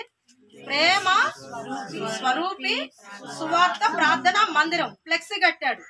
అయ్యా నేను మందిరం మరి ఒకటి ఓపెనింగ్ చేయాలనుకుంటున్నా, ప్రస్తుతానికైతే ఇంటికాడ నేను ప్రార్థన పెడుతున్నా అని ఫ్లెక్సీ కట్టి మాకు ఫోన్ చేస్తే నేను పెద్దోడు చిన్నోడు అయ్యగారు వెళ్ళినాం. అప్పుడు పిల్లలకు పెళ్ళిళ్ళు కాలే, వెళ్ళినాం. మేము వెళ్ళక ముందే ఎంత హంగామా ఉంది అక్కడ అంతా కూడా. చక్కగా సౌండ్ బాక్సులు అన్ని టెంట్లు వేసారు, అన్ని బాగున్నాయి, భోజనాలు అన్ని బాగున్నాయి, రెడీ చేశారు. మేము వెళ్ళగానే ఒక పాట ఒక మాట ఆమెన్ హల్లెలూయా అయిపోయింది అక్కడ ప్రార్థన అంతా. తర్వాత 2వ ఆదివారం నడిపించారు, 3వ ఆదివారం నడిపించారు. అంటే అక్కడ వాళ్ళందరూ కూడా వాళ్ళకి తెలిసిన ఫ్రెండ్స్ బంధువులు ఉన్నారని చెప్పి అది ఓపెన్ చేశాడంట. ప్రేమ స్వరూపి సువార్త ప్రార్థన మందిరం అనేది ఓపెన్ చేశాడు. అయితే అక్కడ అంతా కూడా అలా ఉంది. అయితే అయ్యగారు నేను ప్రార్థన చేసినప్పుడు మాకు అనిపిస్తా ఉంది అది జరగదు, అక్కడ సేవ జరగదు. వెళ్ళొచ్చినాం కానీ ప్రార్థన చేస్తా ఉంటే జరగదు అని చెప్పి మాకు అనిపిస్తుంది. ఎందుకు? దేవుని సేవే కదా, ఎందుకు జరగదని దేవుడు ఇట్లా బయలుపరుస్తున్నాడంటే అది మాకు తెలియదు ఎందుకు బయలుపరిచాడు. అయితే ఒక నెల రోజుల తర్వాత అతను ఒక బజార్లో కలిశాడు. అంటే అయ్యగారు ప్రయాణం చేస్తూ వెళుతున్నప్పుడు బండి మీద భార్యాభర్తలు ఇద్దరు సెంటర్లో ఉన్నారట. అయితే చూసి అయ్యగారు అసలు వీళ్ళ కాదా అని చెప్పి బండి దిగి వెళ్ళాడట. దగ్గరికి వెళ్ళేసరికి అయ్యగారు వందనాలు వందనాలు వందనాలు అనుకుంటూ తుడిసేస్తుందంట. ఏం పెట్టుకుందామా? ప్రేమ స్వరూపి ప్రార్థన సువార్త మందిరం అమ్మగారు ఏం చేసింది? ఇలాంటి వాళ్ళని చూస్తండి నిజంగా దేవుడు ఎంత దుఃఖపడతాడో. సేవకులు అంత దుఃఖపడ్డాం నిజంగా. బొట్టు తుడిసేసి వాళ్ళ ఆయన్ని ఇట్లా ప్యాంటు గిచ్చుతుంది, నువ్వు కూడా తుడుచుకోవాలి. ఆయన కంగారులో తుడుచుకోలేకపోతాడు. ఆడవాళ్ళకి బాగా టెక్నిక్స్ ఉంటాయి కాబట్టి వెంటనే ఎట్లా నుడు చేసేస్తాం. అయ్యగారు ఒక్కటే చెప్పిందంట, సేవ చేయాలి, స్వార్థ ప్రకటించాలి అని అంటే ఇవన్నీ మానుకొని నిజంగా మారు మనసు పొంది దేవుని దగ్గర ఉపవాసం ఉండి 1 రోజులు ప్రార్థన చేయండి. అన్నం నీళ్ళు మాట్లాడండి, ఇద్దరు దేవుడు మీతో మాట్లాడి సేవ కొరకు ఏర్పాటు చేసుకుంటాడు. హల్లెలూయా. అమ్మో బాబో అయ్యగారు మీరు ఆ మాట చెప్పకండి, మేము ఉపవాసం ఉండలేము, ఆ సేవ చేయలేము. మరి ఎందుకు సేవ నువ్వు ఫ్లెక్సీ పెట్టినవయ్యా అంటే ఆయన చెప్పిన మాట ఏంటంటే, అయ్యగారు మీరందరూ షూట్ కోట్ వేసుకొని చక్కగా స్టేజీల మీద వాక్యం చెప్తా ఉంటే, అమ్మగారులు పాటలు పాడుతూ ఉంటే, ప్రార్థనలు చేస్తూ ఉంటే, అబ్బా కుర్చీలలో ఇట్లా కండం వేసి కూర్చోబెడతా ఉంటే, అబ్బా పూలదండలు శాలువాలు కప్పుతా ఉంటే మా ఇద్దరు కూడా అట్లా చేస్తారనుకోని తీరొచ్చుదా. ఇప్పుడు అందరు సేవ అని ఏడు సచ్చేది ఎందుకో తెలుసా? ఇప్పుడు అయ్యగారులు అమ్మగారులు టవల్ వేసి కూర్చోబెడతారు కాబట్టి మమ్మల్ని కూడా కూర్చోబెడతారు, శాలువాలు కప్పుతారు, మాకు కూడా కప్పుతారు. మేము పడే బాధలు ఎవరికి తెలియదు. ఇక్కడ ఉన్నంతసేపే కండ మీద కూర్చోండి. ఎంత కష్టం ఉంటుందో తెలుసా సేవ అంటే. దురాశ ఎందుకండి? సేవలో కూడా దురాశ, విశ్వాసంలో కూడా దురాశలేనా? దేవునితో దైవజనులతో ఉండి కూడా దురాశతో పరుగులెత్తుతారా? ఏం దురాశ అండి ఇది? దురాశ అనేది సమాధి చేయబడకపోతే నువ్వు రక్షించబడిన దానికి కూడా అర్థమే లేదు. హల్లెలూయా. ఇప్పుడు ఆయన అంటా ఉన్నాడు, మీలాగా కారులో తిరగొచ్చు అనుకున్నాం అయ్య గారు, మీలాగా అందరూ మమ్మల్ని వాక్యం చెప్పడానికి పిలుస్తారని అనుకున్నాము, మీలాగా టేబుల్ భోజనం పెడతారేమో, విశ్వాసం లేకపోతే మాకెవరు టేబుల్ భోజనం పెట్టట్లేదు, విశ్వాసం లేకపోయి కూర్చుంటే మమ్మల్ని ఎవరు గౌరవించట్లేదు, విశ్వాసం లేకపోయి కూర్చుంటే మాకెవరు ఏం మర్యాద ఇవ్వట్లేదు. కాబట్టి నాకు బాగా రాగం ఉంది కాబట్టి, పాటలు పాడతా కాబట్టి, ఖచ్చితంగా నా పక్కన అమ్మగారు అంటే అయ్యగారి భార్య అమ్మగారే కాబట్టి, ఆమె పాట వచ్చిన మాట రాకపోయినా సరే అమ్మగారే కాబట్టి ఇద్దరిని దేశపై టేబుల్ భోజనం పెడతారు, సేవగా కప్పుతారు. ఇది దీనికోసం అండి సేవకు వచ్చేది. అది ఆశ దురాశ. సేవ మీద ఆశ ఉన్నోడు ఏం చేస్తాడంటే ఉపవాసం ఉండి కన్నీరు కార్చి ప్రార్థన చేసి దేవుడు ఒక ప్రాంతానికి వెళ్ళు నువ్వు అక్కడ సేవ చేయంటే చేస్తాడు. అది ఆశ. హల్లెలూయా. ఇగో పలానా స్థలానికి నువ్వు వెళ్ళు, నేను వాడుకుంటా. ఇప్పుడు మోషే ఎక్కడున్నాడు? మోషే ఎక్కడున్నాడండి? ఎక్కడో గొర్రెలు కాసుకుంటూ ఉన్నాడు, అడవిలో ఉన్నాడు. దేవుడు ఏం చేశాడు? కనబడి ఆ చెట్లలో, ఆ పచ్చడి చెట్లలో అగ్నితో మండుతూ కనబడి మాట్లాడుతూ ఉన్నాడు, మోషే నువ్వు నా కొరకు వాడబడాలి.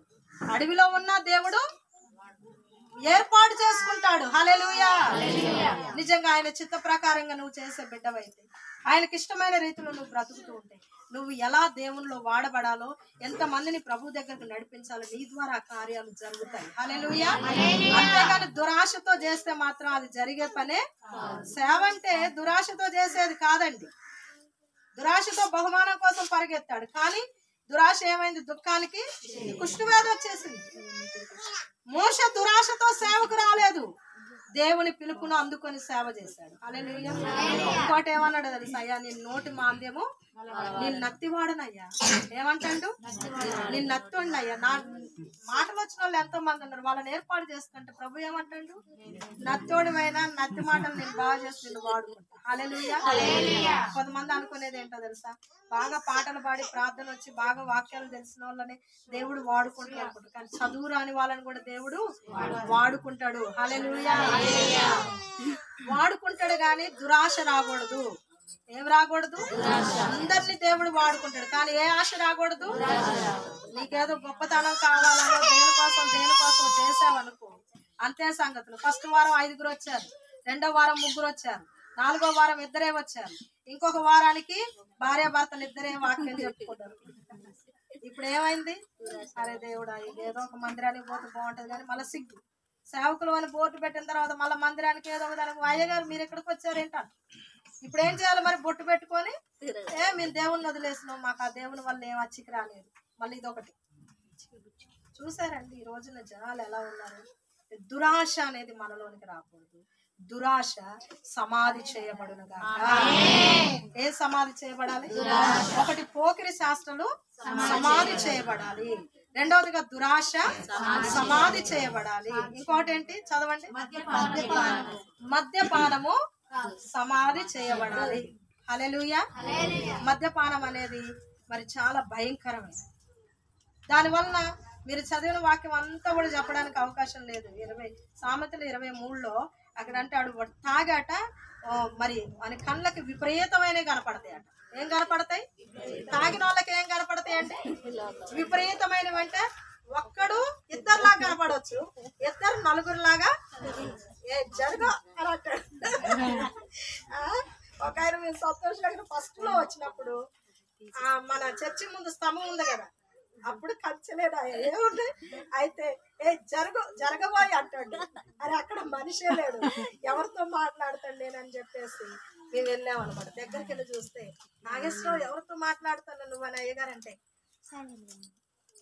జరగవని చెప్పయ్య గారు, నిన్ను జరగవని చెప్పయ్య గారు అని అంటే, అక్కడ స్తంభం కదా అయ్యా ఉందంటే, లేదు లేదు ఇద్దరు ఉన్నారు. స్తంభం కూడా విపరీతంగా మనుషుల్లాగా ఇద్దరులాగా ముగ్గురులాగా కనపడతా ఉంటది అనమాట. భార్య ఒక్కతే ఎట్లా ఉంటది, ఎంతో మంది ఉన్నట్టు కనపడి ఎవరు వచ్చారని తోటి మాట్లాడడానికి అది బాధుడు మాట్లాడు. విపరీతమైన కళ్ళకు కనపడది, విపరీతంగా కొడతా ఉంటుంది, విపరీతంగా తిడతా ఉంటుంది. ఇక వాళ్ళు పడుకొని ఇంటికెళ్ళా చదువుకోండి, మస్తు ఉంటుంది ఆ వాక్యం. సామెతల గ్రంథం 23వ అధ్యాయం మొత్తం చదవండి. ఆ తాగుబోతుల లెక్కలు ఎట్లుంటాయో మీకు తెలుస్తుంది. ఇక ఆ బురద గుంటలో పడతాడు. ఆ బురద గుంటలో పడి చల్లగా పొర్లుతాడు.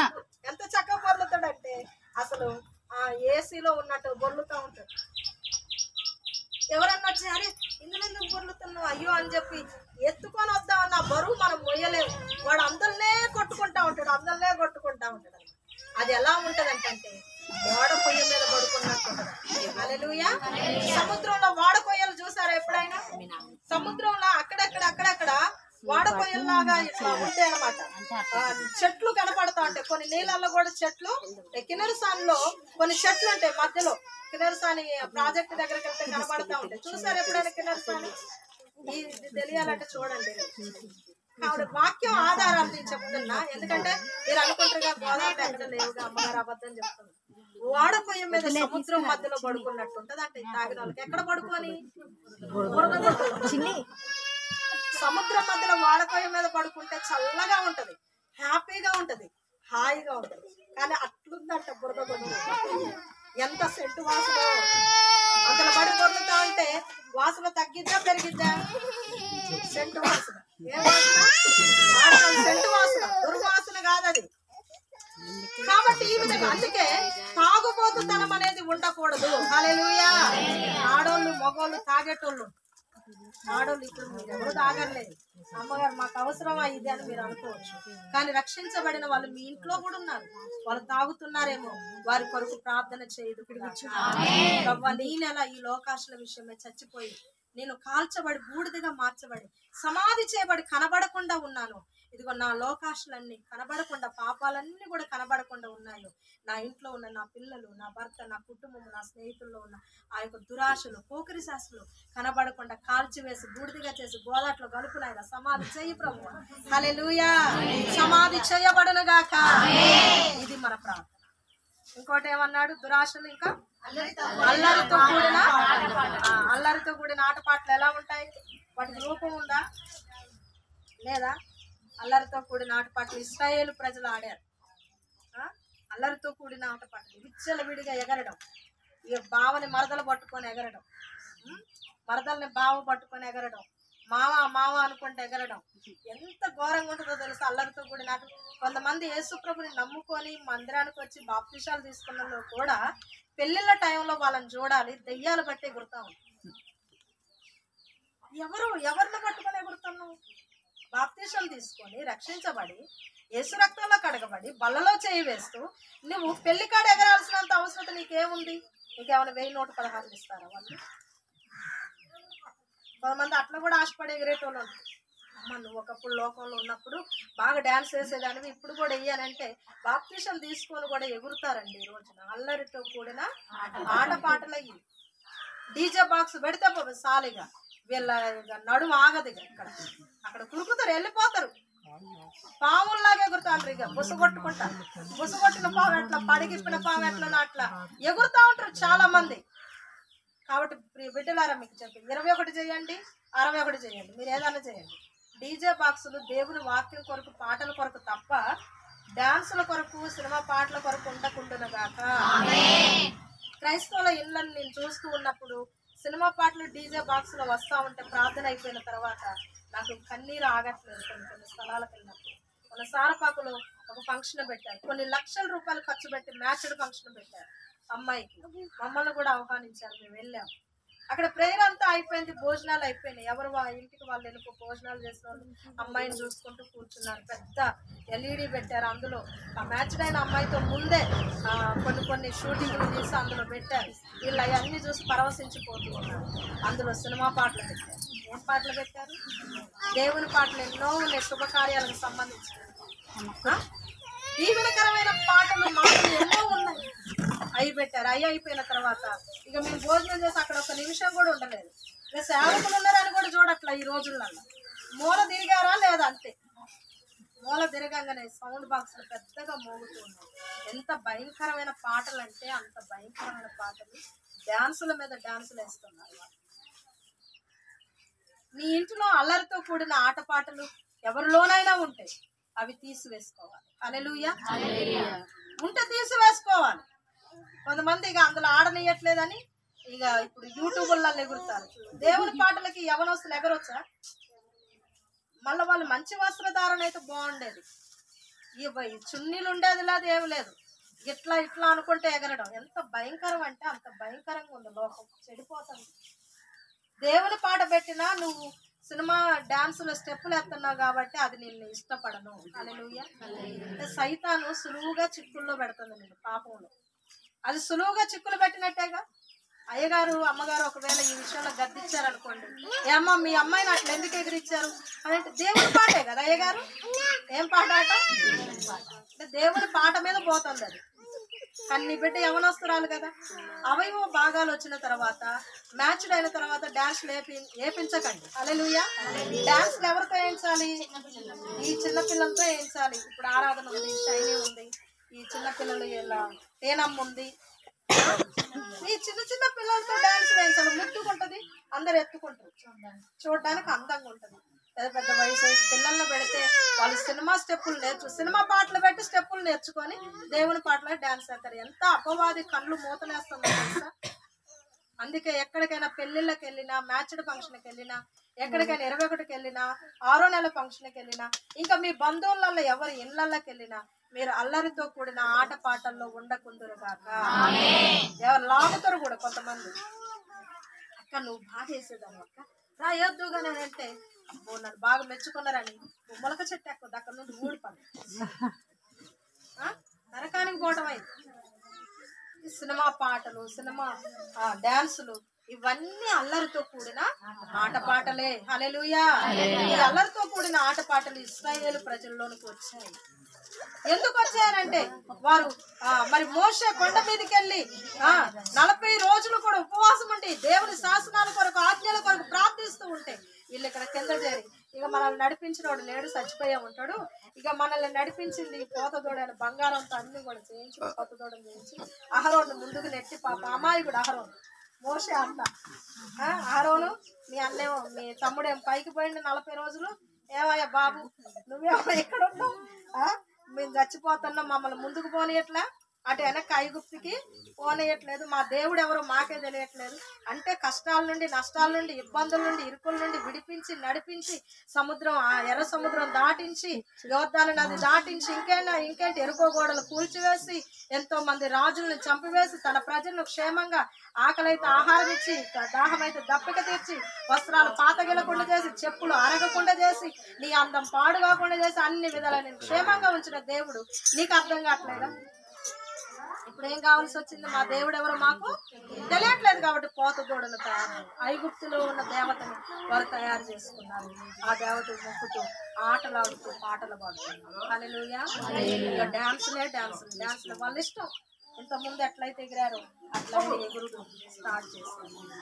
అప్పుడు మోషే దిగి వస్తున్నాడు ఆ యొక్క కొండ మీద నుండి. ఆ సమయంలో మరి అక్కడ యెహోషువను అడుగుతున్నాడు, ఏమయ్యా ఏంటి ఆ ధ్వని, ఏంటి యుద్ధ ధ్వని లేకపోతే అది జయానికి సంబంధించిన ధ్వని అంటే అది యుద్ధ ధ్వని కాదు, జయధ్వని కూడా కాదయ్యా, అది సంగీత ధ్వని. ఏ ధ్వని అట అది? ఏ సంగీతం అది? అల్లరితో కూడిన ఆటపాటలతో కూడిన సంగీతం. హల్లెలూయా. ఆడదాం ఆట ఆడతావా, పాట పాడతావా, రా అని చెప్పి చిటికేసి పిలిచినట్టుగా అపవాది వారందరినీ కూడా చేర్చుకున్నది. వాళ్ళు అందులో మునిగి తేలియాడుతున్నారు. మోషే అది చూసి ఆ 10 ఆజ్ఞలు పలకలు ఊడి కింద పడిపోయి పగిలిపోయి. చూడండి 40 రోజులు ఉపవాసం ఉండి ప్రార్థన చేసింది పగలగొట్టడానికి దేవుని మాటల్ని కాదు, కానీ ప్రజలు చేసేటువంటి అల్లరితో కూడిన ఆటపాటలను బట్టి, ఆ దృశ్యాలను బట్టి ఆ పలకలు కూడా ఇక ఈ ఆజ్ఞలన్నీ ఎందుకు అన్నట్లుగా అవి కూడా ఇష్టం లేకుండా పగిలిపోయినట్టుగా కనపడుతుంది. హల్లెలూయా. కొంతమంది మరి దైవజనులు లేక కొంతమంది విశ్వాసులు ఉపవాసం ఉండి ప్రార్థన చేసి ఎంతో దేవుని వాక్యాన్ని మనసులో హృదయంలో పెట్టుకొని హృదయం అనే పలక మీద రాసుకొని ఇళ్లకి వెళ్ళేసరికి ఇంట్లో ఉన్న వాళ్ళ పరిస్థితులు ఎట్లా ఉంటాయో తెలుసా? ఈ వాక్యం మొత్తం పగిలిపోయి ఇరిగిపోయి కింద పడిపోయింది. ఇక ఉట్టి మనుషులం అయిపోతాం. చేతులలో మోసే చేతిలో ఇప్పుడు ఏ పలక కూడా. ఎందుకని? ఆ అల్లరితో కూడిన ఆటపాటలు ఆడేటోళ్ళని చూసినప్పుడు మోసే చేతుల్లో ఉన్న పలకలు కూడా పడిపోయాయి. ఈ రోజు ఉపవాసం ఉండి ప్రార్థిస్తున్న మన జీవితాల్లో కొన్నిసార్లు అటువంటి వారిని చూస్తూ ఉన్నప్పుడు మన హృదయం అనే పలకల మీద ఉన్న వాక్యం కూడా కొన్నిసార్లు పగిలిపోయినట్టుగా ఊడి పడిపోయినట్లుగా దుఃఖముతో వేదనతో మనం ఇంకా ఏం చేయాలి దేవా, వీళ్ళ కొరకు ఇంకెంతగా నేను ప్రార్థించాలని కృంగిపోతున్నటువంటి సమయాలు మీకు ఉండవచ్చు. కానీ దేవుడు ఈరోజు సెలవిస్తూ ఉన్నాడు, మరలా మరలా మరలా మోషే వారి కొరకు ప్రార్థించే ఆజ్ఞలను పట్టుకొని వచ్చాడు. చప్పట్లు కొడతారా? హల్లెలూయా, హల్లెలూయా. అందరితో కూడిన ఆటపాటలాడే వారి నిమిత్తము మరలా మోషే ఏం చేశాడంటే మరలా కొండెక్కి ప్రార్థన చేసి 40 రోజులు ఉపవాసం ఉండి ఇది ఆ పలకలను తన చేతితో రాయడం జరిగింది. దేవుడు చెప్తా అంటే దేవుడు ఏమన్నాడో తెలుసా, నేను ఇచ్చిన పలకలు నువ్వు పగలగొట్టావు కాబట్టి ఇప్పుడు నీ చేతితోనే నువ్వు రాయి. 40 రోజులు ఉపవాసం ఉండాలి, రాత్రి పగళ్ళు మంచినీళ్ళు దాక్కోకుండా మళ్ళీ రాయాలి. ఎంత కష్టం అండి. ఇప్పుడు ఉపవాసం ఉన్న వాళ్ళకి ఎన్నెన్ని కష్టాలు ఉన్నాయో, ఇంటికి వెళ్తే ఎన్నెన్ని కష్టాలో చెప్పలేం. ఇటు ఉపవాసం ఉండాలి, ప్రార్థనకి రావాలి, ఏంటి మళ్ళీ ఇంటికి పోవాలి, పని చేయాలి, మళ్ళీ ఈ అల్లరి చిల్లరగా ఉండేటోళ్ళ మాటలు విన్నప్పుడు వాళ్ళ శాస్త్రాలు చూసినప్పుడు అసలు ఘోరంగా ఉంటుంది తెలుసా పరిస్థితి. కూలి పడిపోదు, మంచంలో ఇట్లా అడ్డం పడిపోయి ఆలోచిస్తూ ఉంటాం మళ్ళీ. కానీ దేవుడు చెప్పేది ఏంటంటే ఇక ఆలోచించొద్దు, మళ్ళీ ప్రార్థన చేయడమే. హల్లెలూయా. మళ్ళీ అవసరమైతే వ్యక్తిగతంగా ఇక సంఘంతో 40 రోజులు అయిపోయింది, తర్వాత అయినా మళ్ళీ అటువంటి వారి కొరకు ప్రార్థించవలసిందే. ఎందుకంటే ప్రార్థన అనేది పగిలిపోయినటువంటి దేవుడి మాటలను మరలా మనకి ఇచ్చేది. హల్లెలూయా, హల్లెలూయా. బిడ్డలారా, అల్లరితో కూడిన ఆటపాటలతో ఉన్న వారి వైపు చూసినప్పుడు మీరు ఎంతగానో ఇబ్బంది పడుతున్నారు. అయితే వారి కొరకు మరలా మరలా మరలా దేవుని పాదాలు పట్టుకొని మోషే వలె ప్రార్థన చేయుదురు కాక. వాళ్ళల్లో కొంతమంది సనిగిన వాళ్ళు ఉన్నారంట. గురికి ఎంత చదవాలంటే టైం లేదు. కొరింథీ పత్రిక రాసుకోండి. కొరింథీ పత్రిక 10వ అధ్యాయంలో 9-8 వచనం నుండి రాసుకుంటే వాళ్ళ శాస్త్రాలన్నీ కనపడతాయి. వాళ్ళందరూ మళ్ళీ ఎటువంటి వాళ్ళు బాప్తీసం తీసుకున్న వాళ్ళేనంట. 1 కొరింథీ 10వ అధ్యాయం మొదటి నుండి రాసుకున్నా పర్వాలేదు. కాబట్టి ప్రియ బిడ్డలారా, నేను చెప్పేది ఏంటంటే వీటిని మనము సమాధి చెయ్యాలి. హల్లెలూయా. వీటిని అల్లరితో కూడిన ఆటపాటల్ని మనం ఎగరొద్దు, మన పిల్లల్ని ఎగరనియొద్దు, మనము వెళ్ళొద్దు అటువంటి స్థలాలకి, మన పిల్లల్ని కూడా వెళ్ళనియొద్దు. వాడు కొంతమంది అంటారు చిన్న పిల్లలు కదా అమ్మగారు, వాళ్ళకి తెలియదు కదా, అందుకే కాడికి పోయి ఎగురుతారు. ఎక్కడ పోయి ఎగురుతారు? వినాయకుడి కాడికి, బతుకమ్మ కాడికి పోయి పిల్లలు ఏం చేస్తారు? మన పిల్లలు గమనిస్తుండ్రా మన పిల్లలు ఎక్కడెక్కడ తిరుగుతారో. క్రిస్మస్ పండగకి మా ఫ్రెండ్ వచ్చింది చర్చికి, కాబట్టి వాళ్ళ పండగ బతుకమ్మ పండగ కాబట్టి నేను కూడా మా ఫ్రెండ్తో వెళ్ళాలని. ఎంతమంది పిల్లలు అల్లరితో కూడిన ఆటపాటలకు వెళ్ళట్లేదండి. ఒక చిన్న పాప చక్కగా వాక్యం చెప్పేది. ఫస్ట్ యూట్యూబ్లో మంచి ఆ అమ్మాయి అనేదట, ఏమే నువ్వు నీకేం పిచ్చే ఇది, మూలకు పోయి ముసుగేసుకొని ప్రార్థన చేయటం, పాటలు పాడడం, ఇదే పిచ్చే అంటే ఆ పిల్ల అనేదంట, మమ్మీ అమ్మగారు ఎట్లయితే స్కార్ప్ కట్టుకొని పాటలు పాడుతుందో వాక్యం చెప్తుందో నేను కూడా అట్లనే చెప్తా అన్నదంట. మేము వెళ్తే వాళ్ళు చెప్పారు, మేము సంతోషించాం. సర్లే నాన్న నువ్వు అట్లనే కొనసాగించు, నీ జీవితంలో గొప్ప సేవ చేస్తావని నేను చెప్పాను. తర్వాత ఆ పిల్ల షూటింగ్, అమ్మగారు వాళ్ళు ఎట్లా పాటలు పాడతారో నేను కూడా అట్లనే వాళ్ళ ఇంట్లో చిన్న చిన్న ఫొటోస్ ఉంటాయి. ఇది నిజంగా జరిగింది. ఆ చిన్న చిన్న యేసుప్రభు ఫొటోస్ దగ్గరికి వెళ్ళి ఇట్లా ఇట్లా అనుకుంటా పాటలు పాడింది ఆ పిల్ల. అది వీడియో తీసి మాకు పంపించారు. ఇదంతా బాగానే ఉంది. ఇదంతా అయిపోయిన తర్వాత వినాయక చవితి పండుగ వచ్చింది. ఏం పండుగ వచ్చింది? ఇప్పుడు ఈ పిల్ల ఇంట్లో చేసిన షూటింగ్లు అన్నీ అక్కడ చేస్తుంది. అక్కడ పోయి వాళ్ళు పంచిపెట్టేలా లడ్డు తినడం, వాళ్ళు ఇచ్చిన కొబ్బరికాయ చెప్పులు తినడం. తెలియదు కదా పిల్లకి. ఇప్పుడు తల్లిదండ్రులు చెయ్యట్లేదు, కానీ పిల్లలకు చేయకుండా నేర్పించే బాధ్యత తల్లిదండ్రులది. ఈ పిల్ల ఇవన్నీ తినొచ్చేసి శోధనతోని వాంతులు విరోచనాలతో పడిపోయింది. తెలియదు కదా పాపం. అక్కడ ఎగిరిందంట, బాగా డాన్స్ వేసిందంట. అబ్బా నువ్వు బాగా డాన్స్ వేస్తావంటే స్టేజ్ మీద వినాయకుడి ముందు బాగా డాన్స్ వేసిందంట పిల్ల. సాయంత్రానికి మొత్తానికి పడిపోయింది. ఫోన్ చేసినప్పుడు నైట్ 1 గంటకు అట్లా మేము వెళ్ళాం. వాళ్ళు ఏం జరిగింది ఖచ్చితంగా మీరు చెప్తేనే నేను ప్రార్థన చేస్తానని. దేవుడు ఏదైనా చెప్తాడేమో అమ్మ, అందుకే మిమ్మల్ని రమ్మనం అంటే దేవుడు ఏం చెప్పడు. దేవుడు అంటే సోదగాడు అనుకుంటారా మీరు? మీరు చేసేటి అన్ని చేసుకుంటా దేవుడు నేను ఎట్లా చేస్తా, చుట్ట తాగింది దేవుడికి తెలియదా? మా ఆయన చుట్ట తాగింది చెప్పడా అంటే ఎందుకు చెప్తాడమ్మా? మీ ఆయన చుట్ట తాగింది చెప్పడం అవసరం? అలాంటివి కూడా చెప్పాలా? సార తాగింది చెప్పాలి, చుట్ట తాగింది చెప్పాలి, మీ పిల్లలు వినాయకుడి కాడ ఎగిరింది చెప్పాలి. అవన్నీ చెప్పడానికి దేవుడు ఏమి ఉట్టుకున్నాడు? నీ ఒక్కదాని కోసం, నీ ఒక్కదాని కోసమా దేవుడు ఉంది? ప్రపంచంలో కోట్లాను కోట్ల మంది ప్రజల యొక్క ప్రార్థన వినడానికి ఉన్నాడు ఆయన. హల్లెలూయా.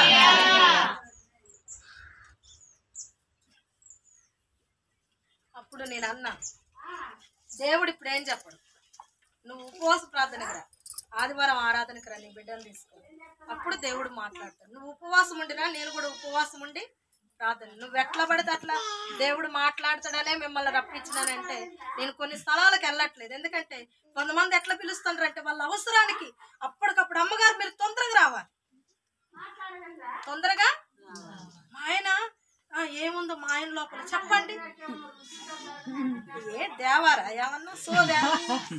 చెయ్యి చూపెడితే అమ్మ ఇదిగో నీకు 2 భర్తలు, ఇదిగో నీకు అన్నం గడ్డ లేదు, ఈ చెప్పడానికి దేవుడు లేడండి. దేవుని ఆత్మని అట్లా వాడుకోకూడదు, వ్యర్థమైన వాటి కొరకు ఆలోచనలతో వాడుకోకూడదు. అయితే దేవుడు అట్లేమి రాడు, అట్లా దేవుడు ఏమి రాడు. అంటే నేను నువ్వు అనగానే ఆ దేవుడు రాడు.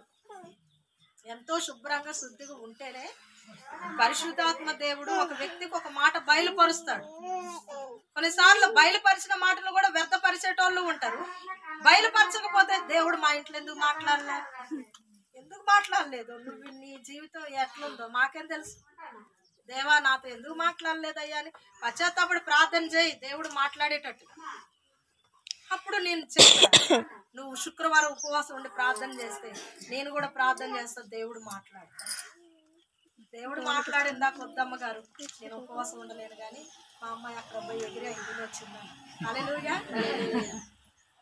తప్పింది ఉపవాస ప్రార్థన అవకైతే నాకు తప్పదు అనుకోండి, నేను చేస్తాను. అయితే నేను చెప్తాను, అందుకే ఇది వచ్చింది కాబట్టి ఇంకొకసారి అల్లరితో కూడిన ఆటపాటలు ఇలాంటి విచ్చలవిడి జీవితం పిల్లలకు నేర్పించొద్దని చెప్పి వాళ్ళని పంపించొద్దు. చిన్న పిల్లలే కానీ వాళ్ళు ఏం ఆట ఆడతారు, ఏం పాట పాడతారు. కాబట్టి ఛానళ్ళలో ఏదో యూస్ వస్తాయని చెప్పి, యూట్యూబ్లలో యూస్ వస్తాయని చెప్పేసి, లేకపోతే ఎవరో గణపరుస్తారు, ఎవరో మెచ్చుకుంటారని చెప్పి సినిమా పాటలు, సినిమా డాన్సులు మన పిల్లలకు నేర్పించకూడదు, మనము నేర్చుకోకూడదు, మనము వేయకూడదు, వాళ్ళు వేయకూడదు. మన జీవితాల్లో అటువంటివన్నీ సమాధి చేయబడాలి. హల్లెలూయా, హల్లెలూయా. కాబట్టి అల్లరితో కూడిన ఆటపాటలు, ఇంకోటి విగ్రహ పూజలు, త్రాగుబోతుల విందులు, ఇవన్నీ ఇజ్రాయేల్ ప్రజలలో ఉన్నాయి. విగ్రహారాధన చాలా మంది యేసు ప్రభుని నమ్మి బాప్తిసం తీసుకున్న తర్వాత విగ్రహారాధన మానదు. విగ్రహారాధన మానదు అంటే ఇంట్లోనే అయ్యగారు వచ్చి తీసి పడేస్తాడు, కాల్చేస్తాడు బొమ్మలన్నీ. కానీ అసలు లోపల ఉండే విగ్రహాలు, లోపల ఏ విగ్రహాలు ఉంటాయి? బూతులు మాట్లాడేది ఒక విగ్రహం, ఏంటి దొంగతనం చేయాలనుకునేది ఒక విగ్రహం, ఇతరుల మీద స్వార్థంగా ఉండేది ఒక విగ్రహం, అసూయ పడేది ఒక విగ్రహం. విగ్రహాలంటే ఇంట్లో బొమ్మలు ఉంటే విగ్రహాలు. మన హృదయంలో ఎన్నో విగ్రహాలు ఉన్నాయి. అసూయ పడటం కానీ, స్వార్థంగా ఉండటం కానీ, మచ్చర పడటం కానీ, ఇతరుల మీద బూతులు మాట్లాడటం కానీ, చెడ్డగా చెప్పడం కానీ, మూర్ఖులుగా జీవించి ఇతరులను ఇబ్బంది పెట్టడం కానీ, కీడు చేయడం కానీ, ఇవన్నీ విగ్రహాలే. ఈ విగ్రహారాధన అనేది పోవునుగాక. వాటిని మనం ఏం చేయాలి? సమాధి చేయాలి. కొన్నిసార్లు బాప్తీసాలు తీసుకున్న వాళ్ళు కూడా మరి అన్నిల పండుగలు వచ్చినప్పుడు వెళ్ళిపోతా ఉంటారు. పండగలకి ఎక్కడికి వెళ్తారు? తల్లిగారి ఇల్లానే కాదు, అన్నలు పిలుస్తారు, అక్కలు పిలుస్తారు, ఎవరో ఒకరు విగ్రహారాధన చేసేటోళ్ళు పిలిచినప్పుడు మీరు వెళ్ళకూడదు. మీరు వాళ్ళు ఏమంటారో తెలుసా? ఇది చాలా ఇంపార్టెంట్ మాట. మీరేనండి చెల్లె క్రిస్మస్కి రమ్మంటే నేను వచ్చిన, జనవరికి రమ్మంటే వచ్చిన, సంక్రాంతికి రావచ్చు కదనే. నీ 2 పండగలకి నేను వచ్చి నీ దేవుడి కాడికి, ఒక్క పండగకి నా దేవుడి కాడికి రావాలి. ఈ మాటకి చెల్లె కరిగిపోయింది అనమాట. ఐస్ కనుక బయట తీయగానే కరిగిపోయినట్టు. అపవాది ఎంత చక్కగా చెప్పిందో తెలుసా? మన చెల్లె, అక్క, అన్న అని చెప్తా ఉంటారు. ఎట్లా ఒకట పడేయాలి అపవాది మనం. విగ్రహ ఆరాధికుల ఇళ్ళకి ఆ పండగ దినాలలో వెళ్ళకూడదు. హల్లెలూయా. వెళ్ళొచ్చా వెళ్ళకూడదా? బాప్తీసం తీసుకున్న వాళ్ళు వెళ్ళొచ్చా వెళ్ళకూడదా? వెళ్ళకూడదని నేను ఖచ్చితంగా చెప్తాను. నేను కాదు, వాక్యాన్ని బట్టి చెప్తాను. వాక్యం ఏది ఉందో అదే నేను చెప్తాను. అక్కడికి ఎందుకు వెళ్ళకూడదు? అవి ఇంటి బొమ్మలే కదా, అవి మనల్ని ఏమి చెయ్యవు కదా, ఎక్కడ పెడితే అక్కడ ఉంటాయి కదా, మనతో నడిచి రావు. మనం కొబ్బరికాయ కొట్టినా తినవు, మనమే తినేది. మనం అన్నం పెట్టిన పులిహోర పెట్టిన అవి మాత్రం కాబట్టి వాటి వల్ల ఏ హాని లేదుగా, పోవచ్చు అనుకోకూడదు. నువ్వు అక్కడ పెడతావు విగ్రహం ముందు, పెట్టినవన్నిటిని కూడా ఆశించి అపవాది కొన్ని శక్తులు అనేటివి లోపలికి వచ్చి అక్కడ చేరుతాయి. ఆ బొమ్మల కాడ శక్తులు చేరుతాయి, చేరి దేవారులు శక్తులు చేరి అవి మొత్తం కూడా తిరుగుతూ ఉంటాయి. ఆ ఇల్లంతా, ఆ ఇంట్లోకి పోయిన నీకు కూడా అవి అటాక్ చేస్తాయి నిన్ను. హల్లెలూయా. అటాక్ చేసినప్పుడు ఇక మోషన్స్, తలనొప్పు, ఒళ్ళు నొప్పులు, కడుపుల నొప్పు, ఏంటి గుండె దడదడ అనడము, గుండె దడదడ అంటా ఉంటుంది. అమ్మో నాకు ఏదో అయిపోతుంది, నేను చచ్చిపోతానేమో, అమ్మో అక్క మీ ఇంటికాడ వచ్చిన కాడ నుండి నాకు ఎట్లయితుంది అట్లయితుంది అంటే మీ అయ్యగారు ఉంటుంది కదా, ప్రార్థన చేయొచ్చు కానీ వాళ్ళు చెప్తారు. వాళ్ళు చెప్పేదాకా ఇలా గుర్తురా. ఎందుకో తెలుసా, మరి అక్కడ పోయి వచ్చారు కదా గబాల్ అయ్యగారి కాడికి పోతే, అమ్మ అక్కడ పోయినాక అందుకు ఎట్లేదు నేను చేయనంటేనేమో ప్రార్థన. ఇవన్నీ మానుకోవాలి. హల్లెలూయా. ఇవన్నీ ఏం చేయాలి? మానుకోవాలి బిడ్డ, మానుకోవాల్సింది ఏం కాదు. మామూలుగా పండగ అయిపోయిన తర్వాత వెళ్ళు.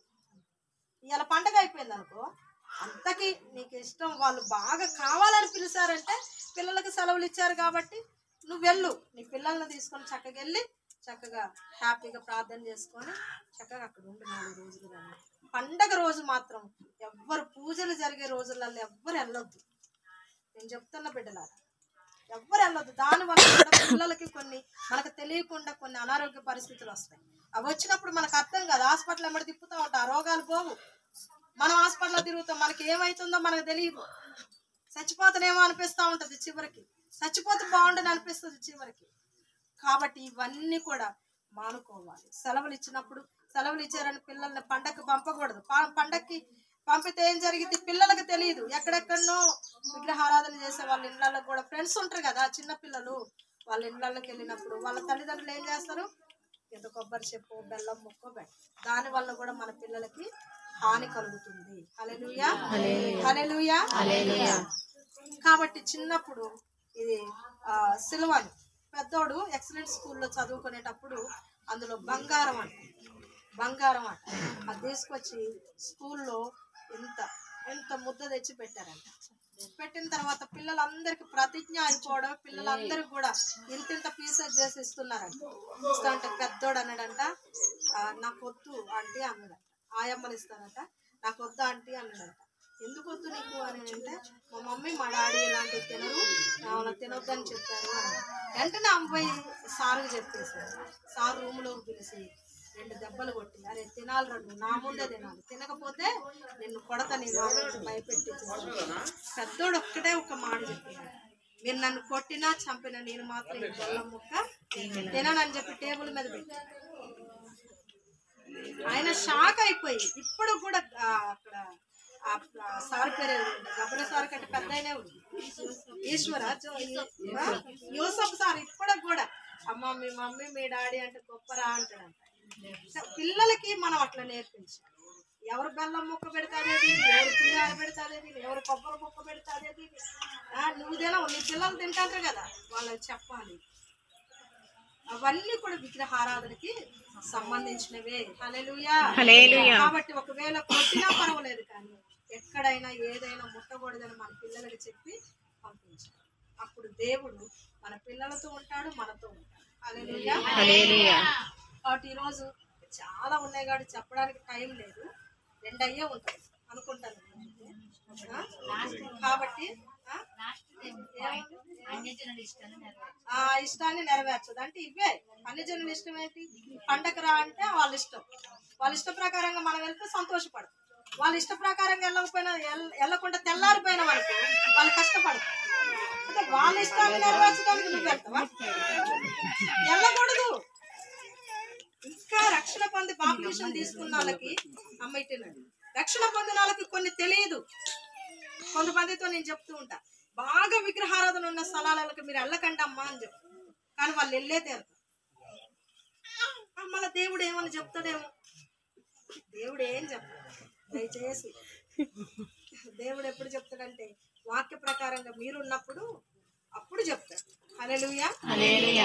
కాబట్టి ప్రియ బిడ్డలారా, వాళ్ళ ఇష్టము నెరవేర్చినందుకు వాళ్ళు కోపపడతారంట, మనల్ని దూషిస్తారంట, ఆశ్చర్యపడతారంట. హల్లెలూయా. దూషిస్తారు. మా ఇష్టం నెరవేర్చినప్పుడు ఎందుకే నువ్వు నా చెల్లెవే అనుకో, నాకు అక్కవే కాదు, నువ్వు నాకు తల్లివే కాదు, నా ఇష్టంగా నేను సమ్మక్క సారక్క జాతర రమ్మని నువ్వు రాలేదు కదా, మా అమ్మవే కాదు నువ్వు, మా నాన్నవే కాదు నువ్వు, ఇట్లా అనేటోళ్ళు కూడా ఉంటారు. వాళ్ళ ఇష్టం నెరవేరిస్తే వాళ్ళకి సంతోషం, వాళ్ళ ఇష్టం నెరవేర్చినప్పుడు వాళ్ళకి దుఃఖం అయినా పర్వాలేదు, దుఃఖపడ్డా పర్వాలేదు. ప్రభు మన కొరకు సెలవులో తన రక్తాన్ని చిందించి మన కొరకు ఒక్కసారి అర్పించబడ్డ దేని కొరకంటే మనము ఆయన రక్తంలో కడగబడి బాప్తిస్మము ద్వారా మన పాపాలు సమాధి చేసి మనము కాదు ఇక కనబడేది మన అవయవాలతో చేసే చెడ్డ పనులు కాదు, ప్రభువే మనలో కనబడాలి, ప్రభు చేసే పరిశుద్ధమైన కార్యాలే మనలో కనబడునుగాక. అదే అన్నమాట బూడిదగా మార్చబడడం అంటే ఏంటంటే ఈ రోజున యేసు రక్తంలో కడగబడిన మనము, గొర్రెపిల్ల రక్తం కాదు, మేకల రక్తం కాదు, కోడెల రక్తం కాదు, యేసు ప్రభు రక్తంలో కడగబడిన మనము ఈ విషయాలను మనము బూడిదగా చేసి సమాధి చెయ్యాలి. హల్లెలూయా. ఏంటి చెప్పండి ఇప్పుడు? ఒకటి శాస్త్రం అంటే అర్థం ఏంటి? వెరితనం, అది మాటల్లో గాని చేతల్లో వెరితనం. రెండోది ఏంటి? మూడోది ఏంటి? మద్యపానం. నాలుగోది అల్లరితో కూడిన ఆటపాటలు.